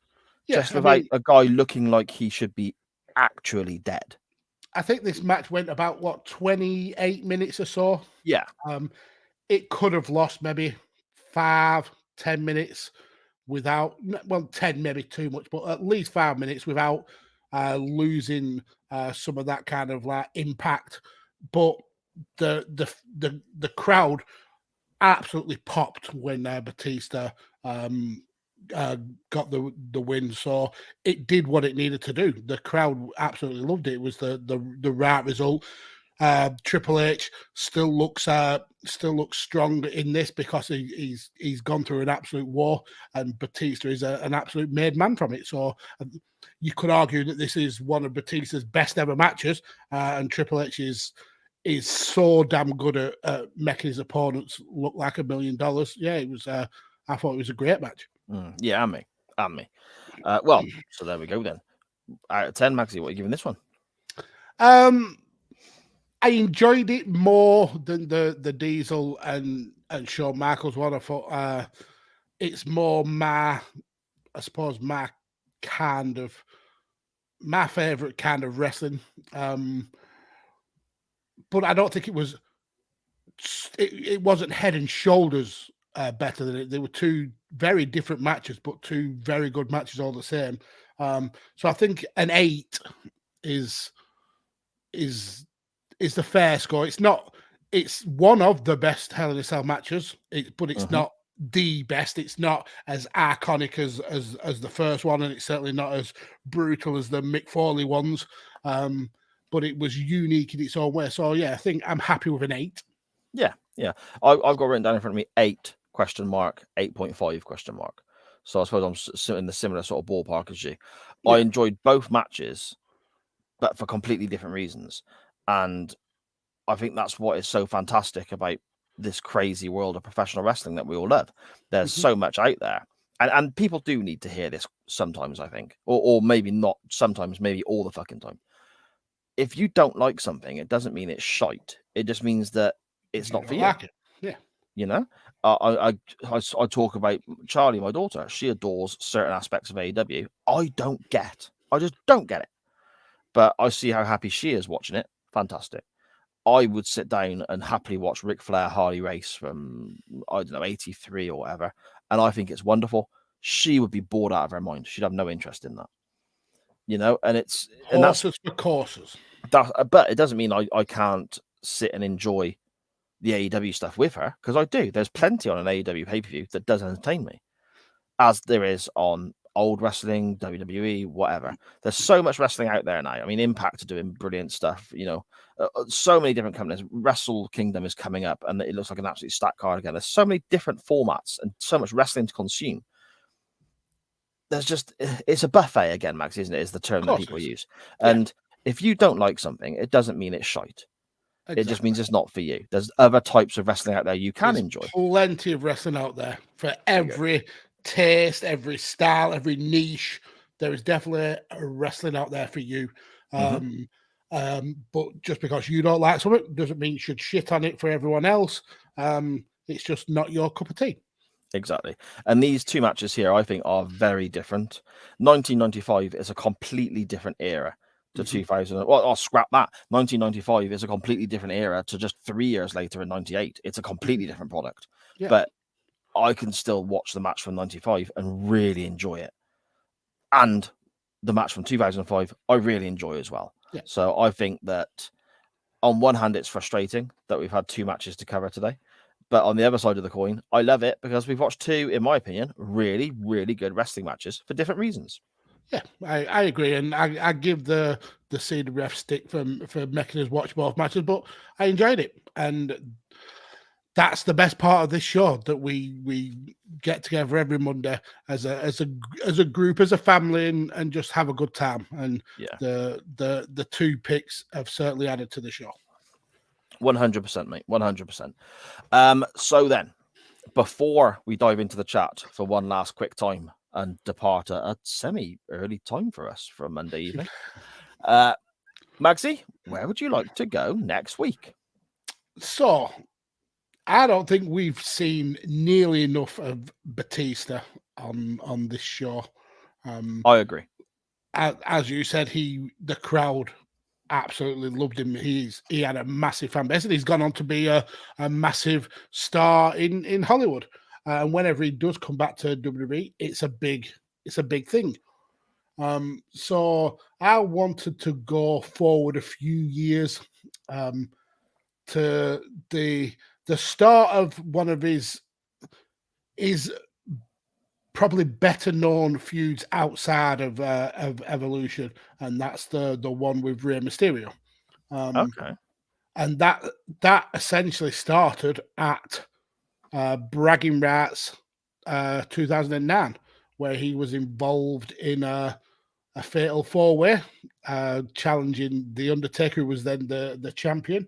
It was Batista, Rey Mysterio, and CM Punk. So I want to go to that match and see how that story pans out. So Bragging Rights 2009, the fatal 4-way for the World Heavyweight Championship, where Undertaker is defending against Batista, Punk, and Rey Mysterio. What a mix of talent in that fatal 4-way. You tick so many boxes there, don't you? In Dave Batista, you've got the WWE guy, you got the Vince guy, the big muscular, that's the WWE guy. In Rey Mysterio, you've got the cruiserweight, high-flying individual. In The Undertaker, you've got potentially the best wrestling character of all time with And then regards to you've the got dead man. the indie darling of CM Punk. Exactly. What a mix that is. And I can honestly say, I don't remember fuck all about this. Well, then maybe we'll watch it. So yeah, if that wins, I will be massively intrigued of what we're going to get. I really will. I do have to put some up against it though, Magsy. And do? I agree with you 100%. And I actually thought this halfway through the match earlier on when I was making my notes and so on. We do not, or have not, seen enough of Dave Batista, considering the career he had, the pay-per-views he main evented, the opponents he faced. He was a great heel. I think he was a good baby face. So much Batista untapped out there. But he's not in my choice. As much as I agree with you. Because 2005, we had a match that we've already reviewed on Chain Wrestling. And it was given a 10. And that was between Shawn Michaels and Kurt Angle. And it was at WrestleMania 21. Mhm. And to me, it's the best match of the night.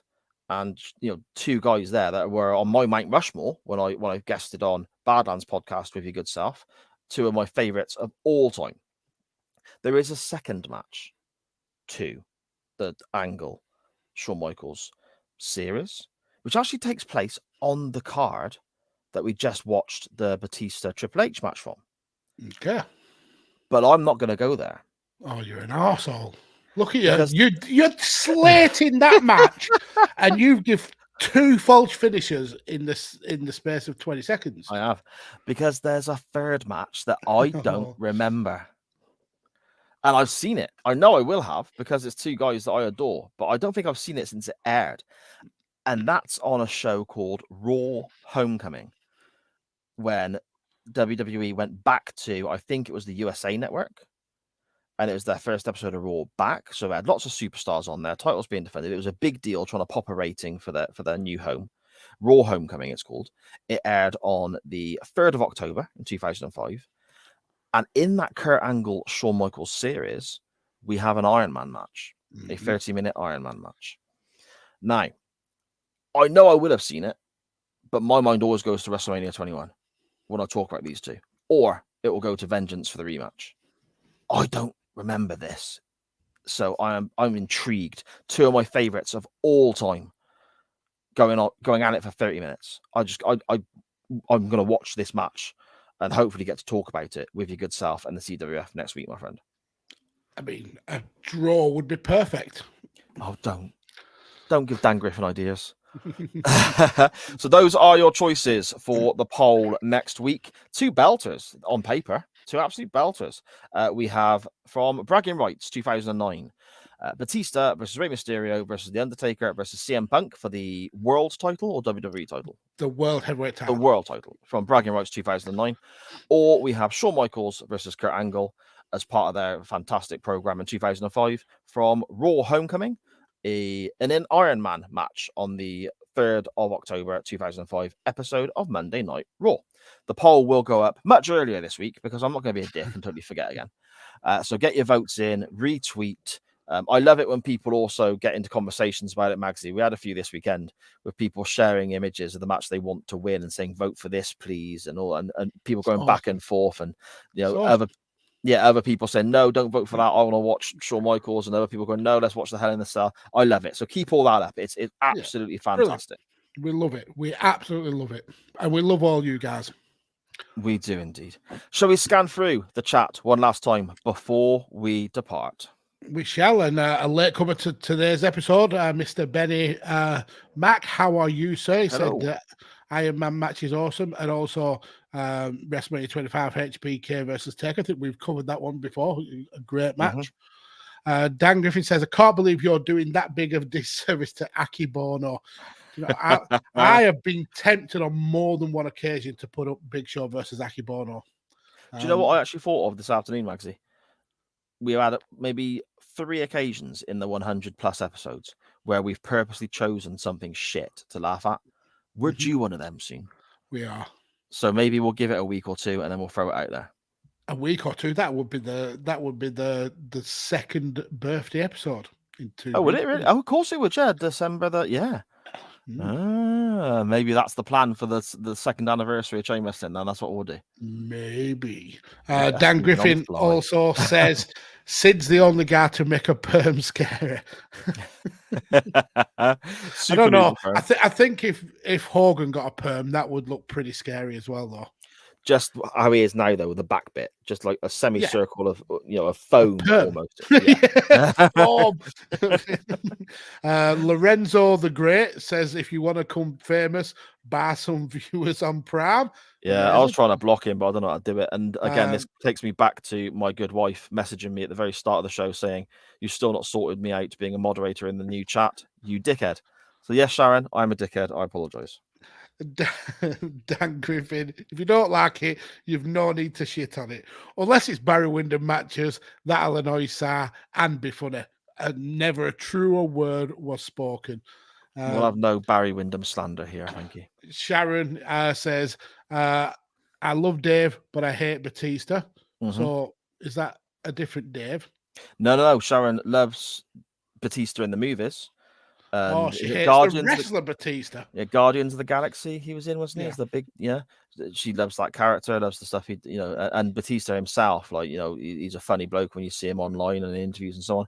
But the wrestler Batista, Shah's never got it. So, okay. I mean, she needs to go back and look at Deacon Batista to see just how bad it could have been. Boom, writing that down. Hall of Lame next week. That's me done. Thanks. Fuck you. That's theft. Dan Griffin says Raw Homecoming fully sounds like a porn title. Two of my favorite things going at it for 20 minutes on Raw Homecoming. Sa is proposing porn. No. We will leave it on that bombshell. No. Sa wants to watch Angle 30 minutes and Shawn Michaels going at it hammer and tongue for 30 minutes. 30 minutes, not 20 minutes, Dan. 30 minutes. They have stamina. And they will bring their go at each other hard. Oh, there we go. Magsy, do you want to let people know whereabouts they can find you online? I mean, you try and find me because I'm not online anymore, but I am on Twitter down here. I've been retweeting and liking the odd post to build up to my monumental return after I've lost my smile, Shawn Michaels style. But yeah, follow me on Twitter or on TikTok at MagsAllPods. Awesome stuff.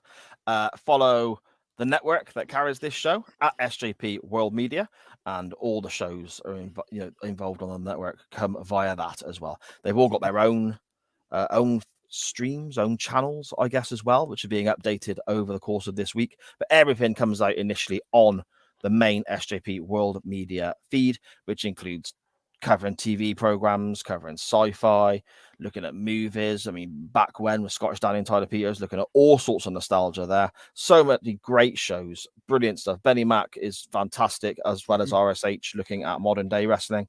And then you got me and Magsy talking bollocks as well. What more could you want? That's exactly. At SJP World Media. But most importantly, you can follow this show on Facebook, Instagram, Twitter, and that TikTok thingamy at @chain_wrestling. That's at @chain_wrestling. Magsy, I'm off now to go and check out all the old Rockers matches from WrestleManias to see if Shawn steals the show there too. I bet he does, mate. I'll see you next week, my friend. And I'm off to have a crow wank a la Fitch. Let's get ready to rumble!